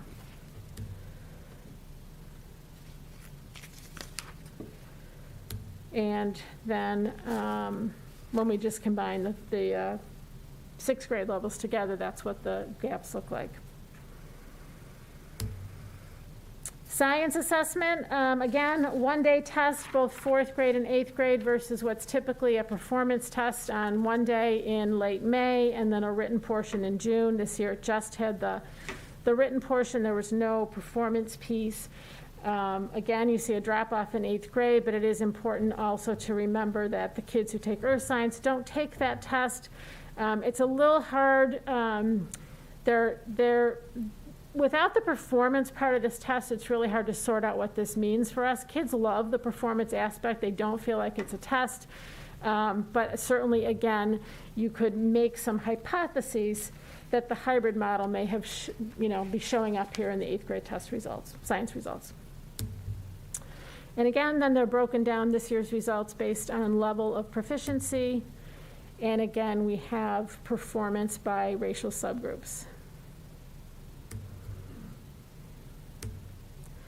And I think it's always important to remember when we look at any kind of data like this that there are very few answers in data. What usually happens is there are more questions that are raised by the data, which is why we're really lucky to have the data team, because if you do have additional questions and want us to dig into something, we can go back to them and ask them to slice and dice the data in different ways to answer additional questions for us. We do have information about the 3-year refusal rate for the assessments. And again, for the 2021 data here, the blue bars, important to understand that those blue bars represent, unlike in previous years, not only the kids who were coming to school with us that chose not to take the test, but also the kids who were remote who chose not to come in to take the test. So the total opt-outs include actual refusals and kids who didn't invite themselves to come in, right? So while the blue bars look a little higher, it makes it look like our refusal rate was a little higher this year. Of our kids who were attending in either the 5-day in-person or the hybrid model at the middle school last year, we actually had much higher actual participation rates in the state tests than we've had in previous years. So the rise in the refusal rate trend here is really due to the number of kids we had in the remote environment and their choice not to come in to take the test. So you can see here side by side, numbers of kids in person, remote, so our total number of possible test takers, and then the percent, excuse me, who chose to opt out. And again, for the remote kids, they were under no obligation, according to the state, to choose to come in to take that test. Similarly with math, same caveats to all of that. Total number of test takers, and then the percent of kids who were opting out. The opt-outs continue to be, while participation rate was higher last year, the opt-outs do continue to be of concern because we are at the point now where we have students who are finishing up middle school, heading into high school, and we have literally no state assessment data on those kids because they have never chosen to participate. And while it is only one measure, it is a measure, and we do look at it. It does give us comparative information, and so it's a gap. It's not, doesn't harm us in any way, but it is a noticeable gap in terms of the information that we have on a subset of our students. And there's the same information for science. Okay, so kind of some of the follow-up that we do with the information, again, breaking things down into those subgroups. We have lots of conversation at the district level and with standards leaders. We have begun, again, thanks to the data team, doing more and more triangulating of this data with other data sources, other assessments, grades and grade books, et cetera. We're able to focus on professional learning based on some of what we learn, and certainly we use the data as one piece of information to inform ongoing curriculum and assessment work. And again, if you have any questions now or in the future relative to any of this, I'd be happy to try to answer them. Does anyone have a question? I just had a quick question, Melanie, with respect to the math scores at the middle school level. Yep. How are we going to monitor the progress in those gaps as we go forward? So that's where multiple data sources become really important. And we actually, I sat with, as I said, with Kathy Curtis. I've met with her several times this year, and we've got multiple spreadsheets that now show individual kids, their performance on the state assessed, the performance series, their 5-week grades. We'll go in pretty soon and put in their quarterly grades. We'll continue to monitor that. But we're able to then look at those kids and say, okay, amongst these students that we have concerns about based on multiple data sources, who is currently already plugged in for some math support via special education services or Gen Ed Math AAS support, and who isn't. And those are the kids now that we're trying to grab a hold of and be able to provide some additional supports at the building level to support those kids and continue to follow that data and monitor it. One of the things that the state has begun to do that's actually quite helpful for us is in their data warehouse site, we're able to go in now and student by student see how they performed on the assessment, not just in terms of a gross score, but standard by standard. So we're able to actually see which are the standards that individual kids have not yet achieved grade level mastery on, which are the ones that they are. And there was some pretty good alignment to things that we had identified going into last year were essential learnings for math. Those are the things that clearly were most often tested, but now then we're able to look at those and say, okay, of those essentials, where do we need to be filling some gaps? Yeah. So it's a matter of really kind of teasing out data very carefully at this point and targeting individual kids. So that's ongoing work being done, again, by Kathy and her department and the individual math teachers as well. Great. Yep. Okay. Anyone else? Thank you so much, Okay, Molly. thank you very much. Thank you. Okay, special education report, Elizabeth. Thank you. Superintendent's report, Mike. There is not a need for an executive session this evening. First, for your consideration, is a boundary line resolution, and it reads as follows. The Pittsford Central School District Board of Education consents to the redistricting of the property at 2490 Lehigh Station Road from the Rush Henrietta Central School District to the Pittsford Central School District. I think you have the background. It is a piece of property that is the town of Pittsford, but it is Rush Henrietta Schools, and that street is kind of wonky with homes that consist of both Rush Henrietta School District and Pittsford Central School District. Okay, may I have a motion to approve? So moved. Thanks, Pete. And Renee, any questions? Just curious, Mike, are there any other properties on that street that are similarly situated? It's a real weird parcel. I'm not sure how many were earmarked. It's almost like different sides of the street, I believe, are. It's the whole section. It's, you look at our property line, it goes like this and it dips down. Yeah. It's a weird It's a boundary box. line. Yeah. Yeah. Yeah. Anyone else have a question? So, well, Oh, actually, go if I ahead. could, Sure. just to remind the board too that prior to doing this, Rush Henrietta Board of Education Had to approve. had to approve the resolution first, and their resolution was approved last week, and so we're the final resolution. So with that, all in favor for the resolution? Those opposed?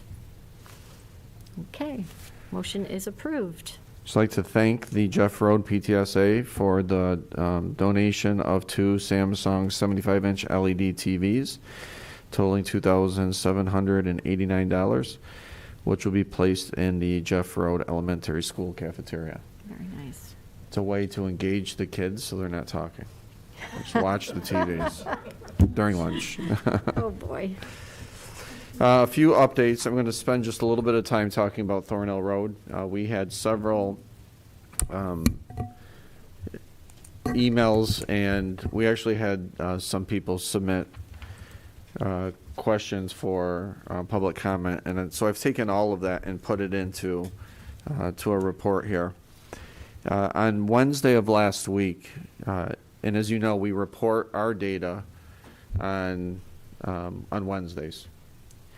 So on Wednesday morning, we had 2 cases, and then in the afternoon, we had a total of 7 cases.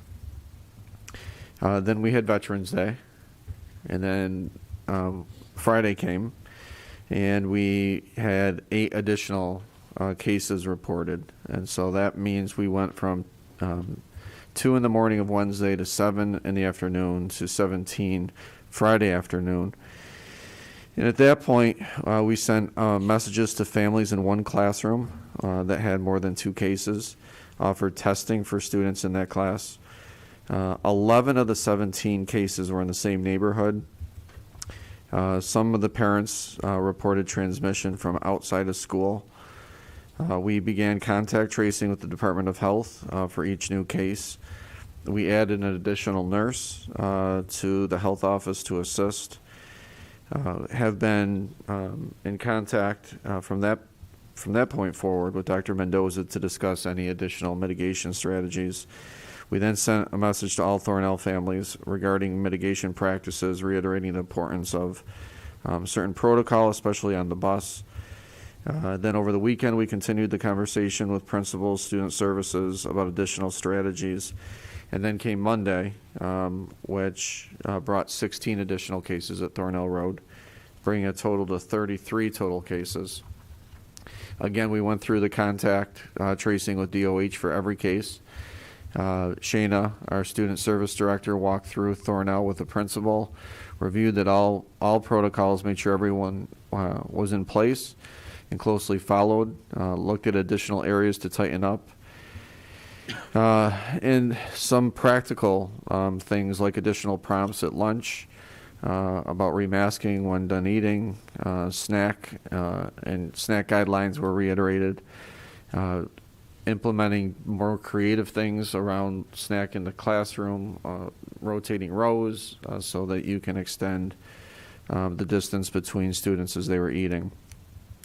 And then that brings us to today. We had 2 additional cases today. So we have a total of 35 cases. Everything else remains the same as far as contact tracing everyone. We did have a staff meeting, answered questions and provided updates with staff. Similarly, did the same at PTSA at Thornell Road regarding questions and suggestions. And we are also offering, as part of a level of responsiveness to us, a clinic at Thornell Road for both rapid and PCR testing for any Thornell Road students beginning Wednesday afternoon, which I'll talk about in a minute. So we do think that part of the things that we need to make sure we're doing a better job with is on the school bus, making sure we have proper ventilation on the school bus. Even though it's a little bit colder, we still should have some airflow with the windows down a crack, and students wearing their masks. During the snack break, students will be at least 6 feet apart, and we can do that creatively.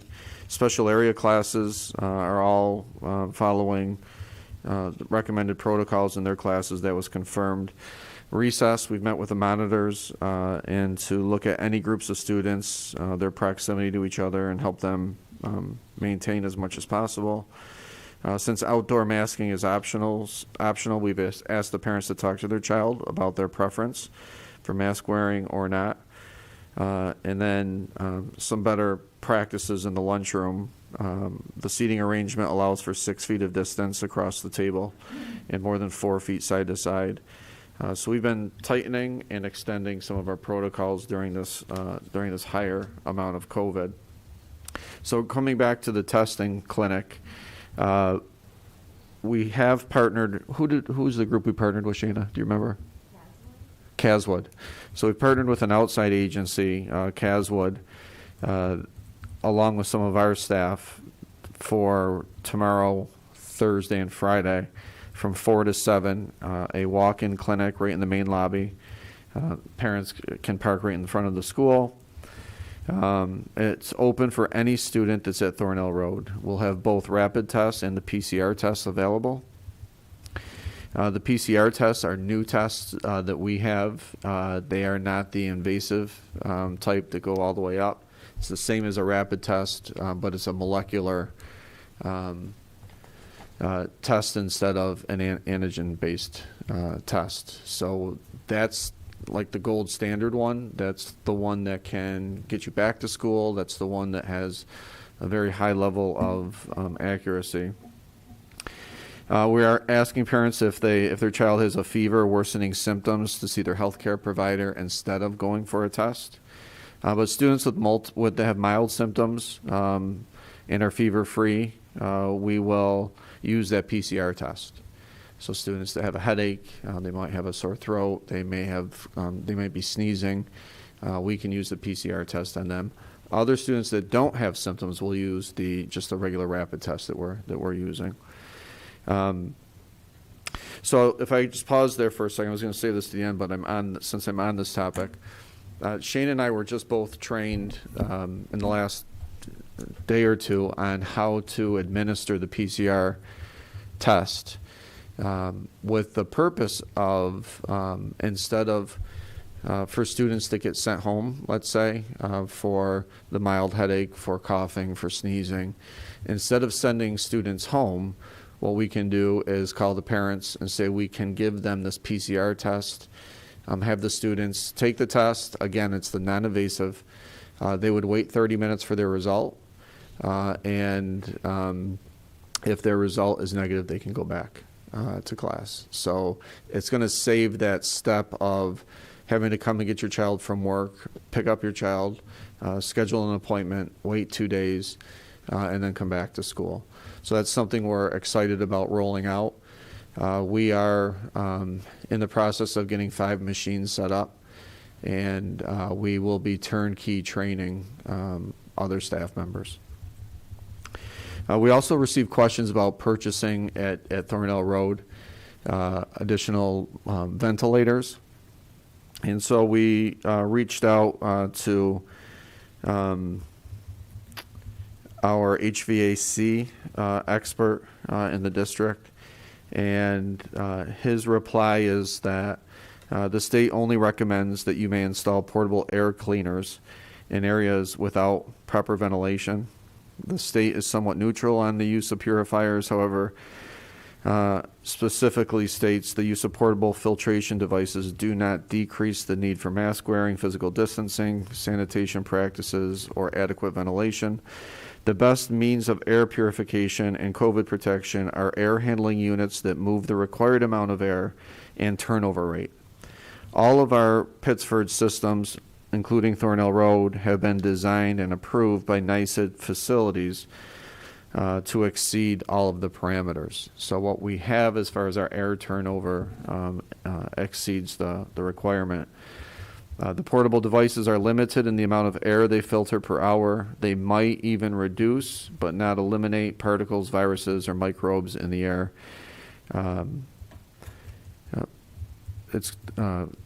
They add maintenance and possible hazards with extension cords, trip hazards. They're costly, they're noisy, and if not maintained, contribute to additional particles that outweigh any benefit achieved over the current ventilation and practices currently being used by the district. Your building's HVAC systems provide ventilation that meet and exceed CDC, SCD recommendations, with the majority exceeding both. So at this point, we are, from the beginning, we've leaned on our experts. We do have an HVAC expert who's also a community member, and a lot of our protocol advice we're getting from Monroe County Department of Health.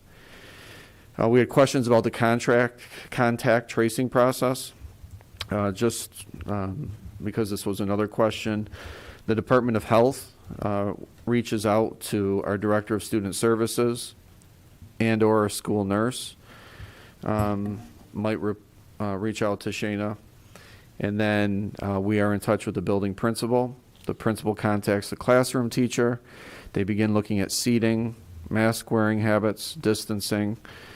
Principal then looks at the cafeteria seating chart, attendance records, behaviors in lunchroom. Then we go to the buses. And then the principal and director of student services meet to talk about what to report relative to contacts. What we know so far, what we believe that we know so far, some parents have certainly reported family members contracting COVID outside of school and transmitting it at home. Some parents have reported neighborhood transmission. Some cases we are unclear on how it was transmitted. 14 of our cases are siblings, and we cannot find any concrete patterns in classrooms, seating, etc. So we have Thornell Road with 35 cases, and that's spread out between grades K through 5. So we have 3 classrooms that have exceeded 2 students, and all of those families have been notified. There was a question about accurate and timely reporting. And if you recall, this was one of my concerns about reporting at the beginning, because the data is not ours, and depending on the time that you are reporting, if it doesn't coincide when Monroe County is reporting, you can see discrepancies.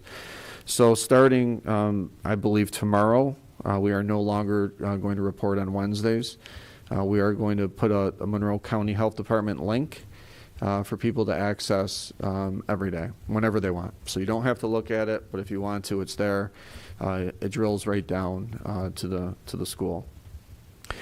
There were questions about thresholds in classrooms before to determine when we would close a classroom or close a school, and questions about remote learning. Whenever cases substantially increase in a building, so really Thornell, we did have a pocket at Jeff Road with 8 students in a class that actually we tightened up the protocols and it ended at 8. All of our other buildings in the district are very, very low, so Thornell Road is our anomaly. But anytime we see a spike in a building, I'm immediately in contact with Monroe County, and in this case it's been daily, I believe, including today. Our commissioner has been accessible, answers all my calls and texts. It's his belief that the protocols that we have in place and keeping students in classes right now is safer than having them not attend school. A number to say when we're going to close is not, there is not a specific number. So that is a conversation where we talk about the landscape of a classroom, the landscape of a building. We look at the protocols that we have in place. We brainstorm if there's anything more we can do. And then Dr. Mendoza will assist me in the decision to, if we have to go, close down a class. In the event we do ever need to close down a classroom or a building, which I don't see us doing, we do have a remote plan in place. Where students will receive a combination of synchronous and asynchronous instruction during that period of shutdown. In the event that a student is quarantined now or has been as early as September, that incident is treated similar to a student being sick, and the teacher will prepare work for the child that's absent. But again, I think I reported to the board a month ago. We have met as a committee and do have a remote plan for a worst case scenario, which again is not something I think we're going to need to do. We had questions about why aren't parents notified about every case in every class. I also discussed this with Monroe County today. We do not notify every parent or guardian in a class that is under 2 cases. So any class that exceeds 2 cases, every single parent gets notified, every guardian gets notified. However, notifying parents of a single case in a classroom is not necessary, as if anyone was at risk, they'd be notified through contact tracing. This is not similar to how we notify a whole class when there's a singular lice case, as we do not contact trace for lice. In other words, if a student had lice in a class, we can't be sure who that person has been in contact with, nor do we have a breadth of protocols in place for mitigation strategies around something like lice. There's a question about mandating masking outdoors. We will not be mandating masking outdoors at Thornell Road.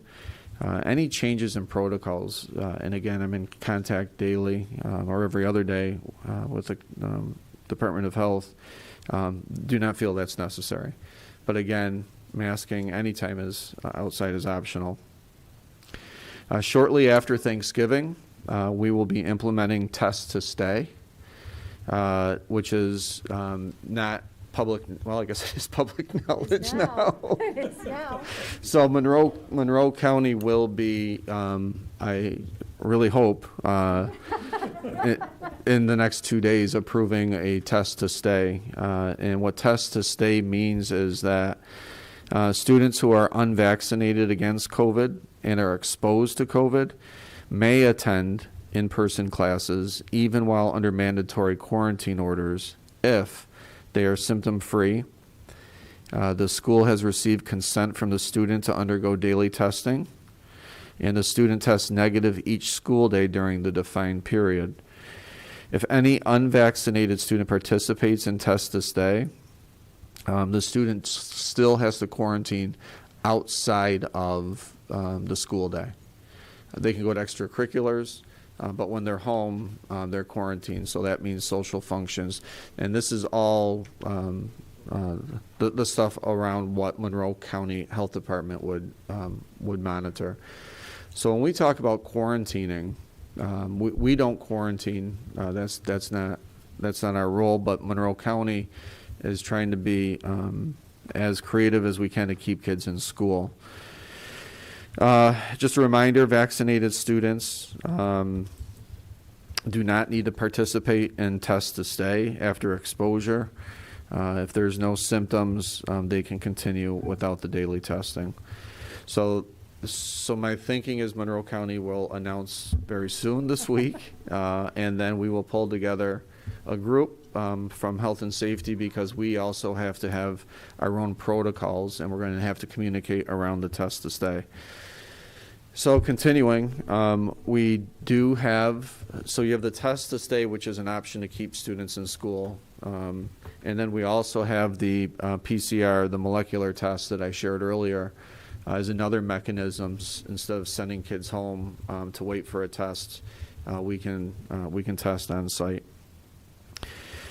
So I believe that covers all of the questions that were submitted. And a pretty healthy update on Thornell Road and some of the things that are coming down the pike. Switching gears, our equity coordinator, Vincent French, started on Monday. He is very busy right now, meeting a lot of different people, a lot of different buildings, learning more about how our structures operate, and he's excited to be here. He's very, very, very personable, and he's going to do extremely well with our students, and I believe our staff and parents. Today is National School-Related Professional Day. I do want to share an email that I sent to our school-related professionals. I could not be more thankful for and of every single SRP, as they are the primary reason why our students, staff, and buildings as a whole are safe and fully functioning. In the midst of the pandemic, our SRPs get our students to school safely, while again adapting to new bus protocols. They test our students and staff for COVID-19. They serve as frontline screeners. They disinfect and clean our school environment. They adapt to new food service models. They instruct and supervise students. They monitor safety protocols through the day. They provide additional SEL supports to students. They assist with more technology as our fleet continues to grow, and so much more. The combination of the different mandates surrounding COVID, along with enduring this pandemic for so long, has brought politics, highly charged emotions, and logistical and controversial protocols into our schools. During this time, our SRPs have been instrumental in providing a sense of common care. Our SRPs are the foundation for so many of our successes on an annual basis. Please make it a priority to thank your bus driver, school nurse, maintenance and custodians, secretaries, food service workers, security personnel, paraprofessionals, tutors, and auxiliary staff. You continue to make a difference for those around you every day. I offer each of you the biggest thank you for all you do so well. I also want to thank all of our staff and our Board of Education, with there's so many extra efforts as we transition students back to school after 2 years of interruption. Similarly, I'd like to thank our community for their overwhelming patience and words of encouragement during times when we all can use it the most. And so lastly, this is our last meeting before Thanksgiving, so I ask that these days leading up to it that we appreciate every day, and appreciate every moment, and instead of reflecting on problems, that we make a concerted effort to practice gratitude. In all of our respective roles, we have the potential to serve as touchstones of hope to so many others, whether it's colleagues, students, our children, strangers, or our families. We have the potential to allow others to feel connected to people that care, and the potential to provide inspiration to so many in times of despair. I'm grateful to be part of the school community and wish everyone in the audience, everyone here, and everyone that's watching a very happy Thanksgiving in advance. Thank you. Thanks, Mike. May I have a motion to approve the consent agenda? Thank you, Jeff and Sarah. All in favor? Opposed? Motion carried. Any old business? New business? Okay, with public comment, I don't think with the audience that I have here, I think you've all been here before, you know kind of the rules of engagement. 3 minutes per question or comment. And we do have two, I just want to mention, Mike already mentioned we had 9 write-in submissions, so I am going to read their names and addresses, but Mike did address all of their questions as they related to the Thornell Road COVID cases. We had Joanna Petropoli, Joanna and Michael, I should say, 4 Cricket Hill Drive. We had Bonnie McGee at 9 Chatham Woods, Michelle Chabot at 17 Bay Colony, Michelle Murnane at 15 Lodgepole Road, Emily Waller at 28 La Pear Drive, Serenity De La Porta at 4 Bunker Trail, and Elio Abendanzeri, and I'm so sorry for the mispronunciation if I mispronounced, at 26 McCord Woods Drive, and Aaron Chimento of Thomas Grove, 14 Thomas Grove. Did I miss one? And Jennifer O'Sullivan, sorry, at 41 Burr Oak Drive.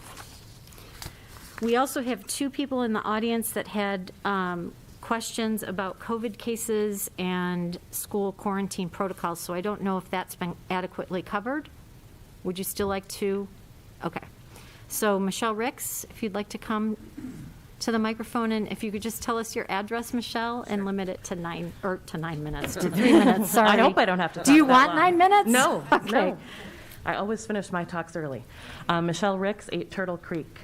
So first of all, I just really want to thank you for the clarity and the communication. I think in the Thornell Road community, it's been a crazy weekend, a crazy couple of days. So to some degree, I'm not at all surprised by this climb in numbers. Delta has a R0 of 7. That means for every infected child, they can, because they're unvaccinated, they can really infect 7 kids at a time. So seeing this sort of exponential increase is not really a surprise. My concern is that waiting for notification until there's 3 in a class is not really relevant. That's predicated on an assumption that these kids are masked all the time. They're not. It's 15 minutes exposure is sort of a rule of thumb. We don't really know. And that's cumulative over the whole day. So 5 minutes of snack, 15 minutes at lunch, a mass breaks in PE where there's 2 third-grade classes together. That time all adds up. And so I just really think that it would be helpful to have a notification. If there's in a grade level, on a bus, a particular lunch table, then, let us make that decision for our families, what we should do at that point. Do we need to drive our kids? Do we need to get them tested? I think it's not really adding a lot of burden to have that notification come at one case. You said it yourself, it's done for lice, it's done for strep, and I know we don't have those mitigations, but I know no one's looking on the bus. The bus driver is driving. There's kids in the back, they're not wearing masks. And the assumption is they're wearing masks when the health department says, yeah, it's not an exposure. So I think, for me and personally, I would appreciate a notification for 1 case, 2 cases, whatever. So thank you very much. And to be very frank, we did have that conversation this morning again. When I say we had it at Thornell, and The biggest hurdle is when you have one student that's out and you have one person that you're saying has COVID, it's very easy for all the kids to know that that student is out with COVID. And I'm trying to weigh protecting that student and their family from divulging that they have COVID and notifying families.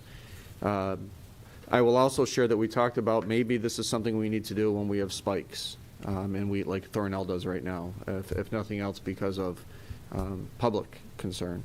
So we're not done with that conversation. Okay. Thank you. Thanks, Michelle. Vicki Vetter?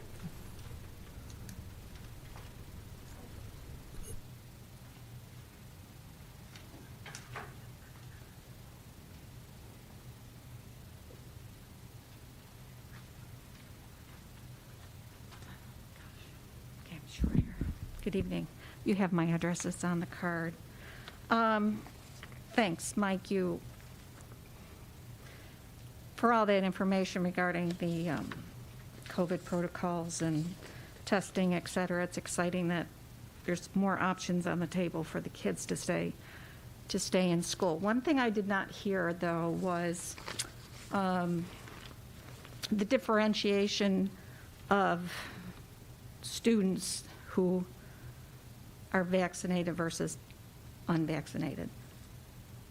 And looking at the protocols from the health department, currently unvaccinated kids they're exposed, they have to quarantine for 10 days.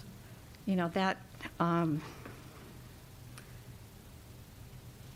is not really fair to those students who have no symptoms, and they're being treated differently than those that are vaccinated, although most kids are just in that process.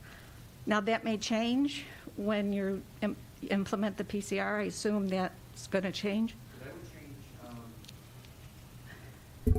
That would change in both scenarios. So both the molecular testing, which is the quick swab that we have, and the test to stay would be both opportunities to keep unvaccinated students that are not terribly sick from having to go home. Yeah, I'm just, some families are not going to have their children vaccinated for whatever reason that may be. They should not be treated any differently because people that get vaccinated can still contract COVID, can still spread it. So to me, that's illogical, and it's putting kids, they're being singled out. They may miss more school than they need to under specific circumstances. So that's just the point that I wanted to make on that. The other point I'm going to bring up is about books. As you may be aware, there's nationally and locally, there's been a release of information about sexually explicit books in school libraries. So before I go any further, I bring this up because I don't think parents are aware of some of these books that I'm going to refer to. But before I go further, perhaps you want to confirm that there are none in the school libraries. Because my source of information is on the Follett software database, by school, by library. So the three very explicit sexual books are Two Boys Kissing, Genderqueer, and All Boys Aren't Blue. Can you confirm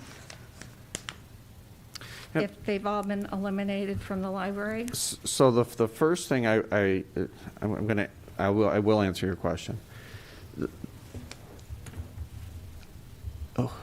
And I have spoken with parents, I believe, who have posted information on Facebook, and I'm not sure exactly where the database, the information that they have, and I know that I think there's some conspiracy theories about Pittsford pulling, or in other districts, pulling books off shelves, and the numbers that were in the database just aren't right, period. I could just tell you that.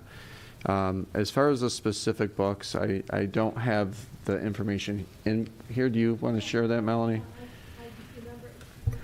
So the Mendon High School Library possesses one copy of Two Boys Kissing, one copy of All Boys Aren't Blue. The Sutherland Library does not have either of those. None of those books are at the middle school.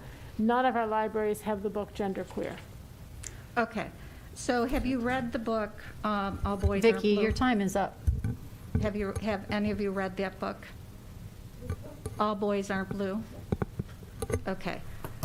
Okay, Vicki. And that, so Time is up. the school board and the superintendent and parents may want to take a look at that book Thank you. because it is indeed explicit.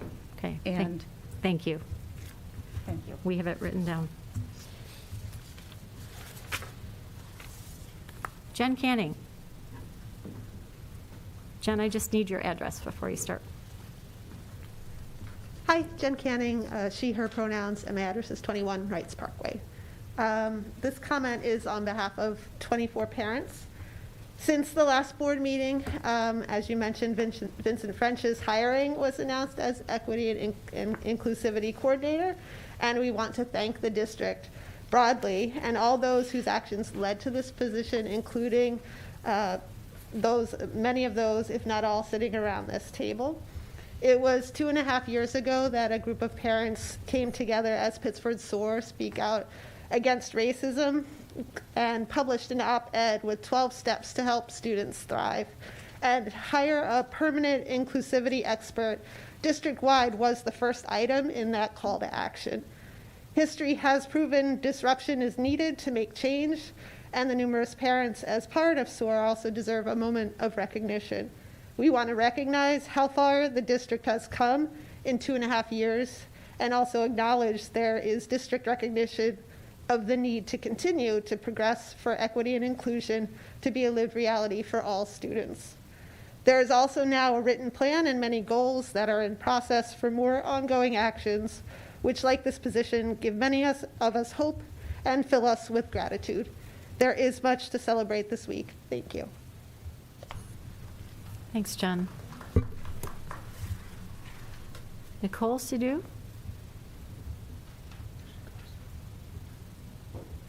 And Nicole, we need your address as well. 39 McCord Woods Drive. So I came to talk a little bit about the assessments and just to put those in the context of school quarantines and closures and children missing school. And I think there's a consensus now, both among the districts and the health department, that we really need to keep kids in school. And I think that those math scores in the middle school tell us exactly why, because the learning loss is real and you see it. You know, every single one of those numbers is, you know, significantly lower. And of course, in the case of the 8th grade, like quite drastically lower. And we need to keep that in mind because that learning loss is real and it's not easy to make up. And I think we can be motivated by fear and fear of something immediate without recognizing the larger consequence that we may be invoking, the bigger, broader consequence of depriving kids of their constitutional right to an education. And I think we see that the hybrid just didn't work. It especially didn't work in math. And that's so essential to our students. I think also I would like to thank Mrs. Ward for her excellent presentation and ask whether, will those graphs be available on the website? Will we be able to, like all the excellent graphs that, okay, that would be wonderful. And then also, what kind of information do we have about the high school students? Or will we have incoming? Because, of course, they were all, the middle school students and the high school students were on the same hybrid schedule all year long. So how are we going to know how the high school students are doing in the math? So, a couple of meetings ago, I presented on the Regents in AP, SAT, ACT Right. scores, so that's all banked on our website as well. So, Oh, that is. Okay, great. Then also, I have a question about the relation between grades and the assessment, because one thing I know, like in just talking to people in my circle, there were kids who were in honors math, who had A's in honors math, who did not meet the minimum standard. So parents are concerned because the grade is not reflecting the state assessment. So I think there's a lot of different, there's a lot of ways to answer that. For some kids, it's that sit down, taking the test, the one-time high stakes that they're not good test takers, or they haven't practiced enough on taking tests that look like the state assessment, for example. For some, it's endurance, taking it during the exam. For very few, I would say that there's a correlate. But if I were to say which grade are you going to take, the 8th grade math assessment or the 8th grade teacher's assessment, I would take the 8th grade's teacher's assessment, because you have a breadth of data to look at over the course of the year versus that one and done type of test. Mm-hmm. So I do think that those cases are more of an anomaly. It happened with my daughter too. It's hard to explain. It happened one time with her, but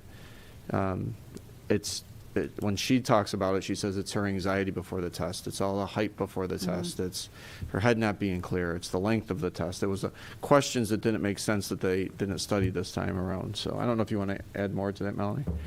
No, I think that's exactly right. I think that we may have seen a few additional kind of pop-up anomalies this year but it went in the other direction as well. Kids who looked like they were struggling on other measures did well in the state assessment. So I just think it's one piece of information about a student's performance. That's all it is for us. And I would totally agree with the superintendent that I would look more to the day-to-day performance as reported by a teacher to tell us what our students are really capable of doing, than a one-time sit and take the test. So again, we always keep any one single data point as just knowing that that's what it is. It's one data point. We have to put a lot of context around it. And that's why multiple data points are so important in helping us plan for students. Okay, thank you. Just want to conclude by saying, to the Thornell parents, I was a Thornell parent last year. I'm not this year. We were tremendously lucky, and really I'm very grateful to the district for keeping the elementary students in school 4.5 days a week. And I feel like as a result, there's probably a lot of parents out there that don't know what it's like, don't know the torture of having kids just not be in school, and how difficult that is and what it does to them and how it sets them back, it sets them behind. And so I would just really encourage parents in the community to just stick with keeping the kids in school, because it's so important to them, and we just have to be committed to that. We have to be committed to that constitutional right that they have to an education. Thank you. Thanks, Nicole. And we have Meredith Graham, and I do have your address on your card. Okay, thank you. I'll try to make it quick. I know we've been here a long time. So I'm... That was really quick. Fast 3 minutes. Thank you, Meredith. Okay, so I'm here to talk about a solution to the bus driver shortage that nobody has talked about, because I think a lot of parents in Pittsford have an assumption that all of their children need to be bused to school. So we've been walking to school since we moved here 6 years ago, and my younger child lives just over half a mile from the elementary school. We walk every day, and this year it's been even funnier than in previous years, because as we are walking down our driveway, the bus is picking up our neighbor. So our neighbor child, the child at our neighbor's, is getting to school at the same time that we are, which is 10 minutes later. We've noticed a lot more people walking and biking, which is great. The neighborhood that we're in has a sidewalk, which we're very grateful for, and it wasn't there before we moved in. I mean, it was just as we moved in. We saw it on the plan. That's why we chose that neighborhood. So my point is, can we, the school district, partner with the town and try to get more safe routes to school? Because if we could expand the safety, I think more people would walk and bike. I think a lot of parents feel it's not safe. They're worried that, they don't want their kid walking on Calkins Road further away, right? There is some sidewalk now, but if you go the other direction, you can't. And I know one of my daughter's classmates at school really wants to walk to school, and there's no way to do that. And on her birthday list, she said, I want a sidewalk. So, this is near and dear to my heart, having lived abroad, having lived somewhere where there are more bikes than people. I understand why the safety creates the scenario where people can do it, right? If you don't have a safe way to get there, you're not going to get on your bike. You take your life in your hands if you're trying to bike near the YMCA in our town, okay? We can do this as a community. If we work together with the town, I think we could map out each neighborhood and how to get these kids to school walking and biking. And that would solve the bus driver shortage as well, because then the kids who lived close, well, you're going to walk. And there's no weather here that we can't handle. We've walked every single day, okay? And it's just about using the proper attire to get there. Maybe, we just need to teach people about wearing rain pants. They make them, okay? They exist. I'm very passionate about this. I hope the school district will consider partnering with the town on this. And I wish I could have gone to both meetings tonight. So that was the only other thing I wanted to say is please, please next year, don't schedule these meetings the same night as the town board meetings, because then it makes me have to choose where am I going to go. I can't go to both. And I'd love to say the same thing I'm saying here, there, so that we can get it working together. Thank you. Thanks, Meredith. Do you want to address that, Mike? Because in terms of our school calendar, that was approved last year. We have to approve that in February. Yeah, January. Is when it went to the board for approval. And we actually explained why we made that change at the time. So the biggest problem has been Mondays. Yep. Long weekends, and trying to make our board meetings more accessible is why we went from a Monday to a Tuesday. There's also professional development from different people on here, including myself.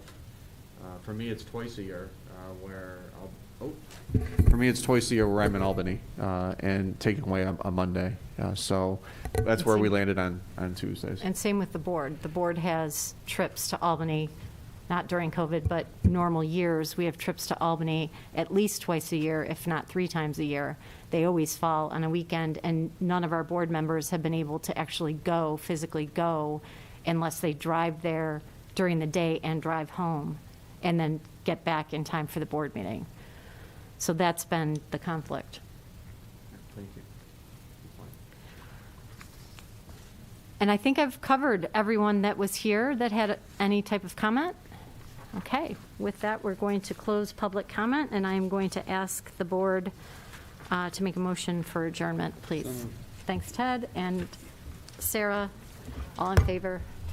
Opposed? Thank you, everybody. Thanks for coming tonight.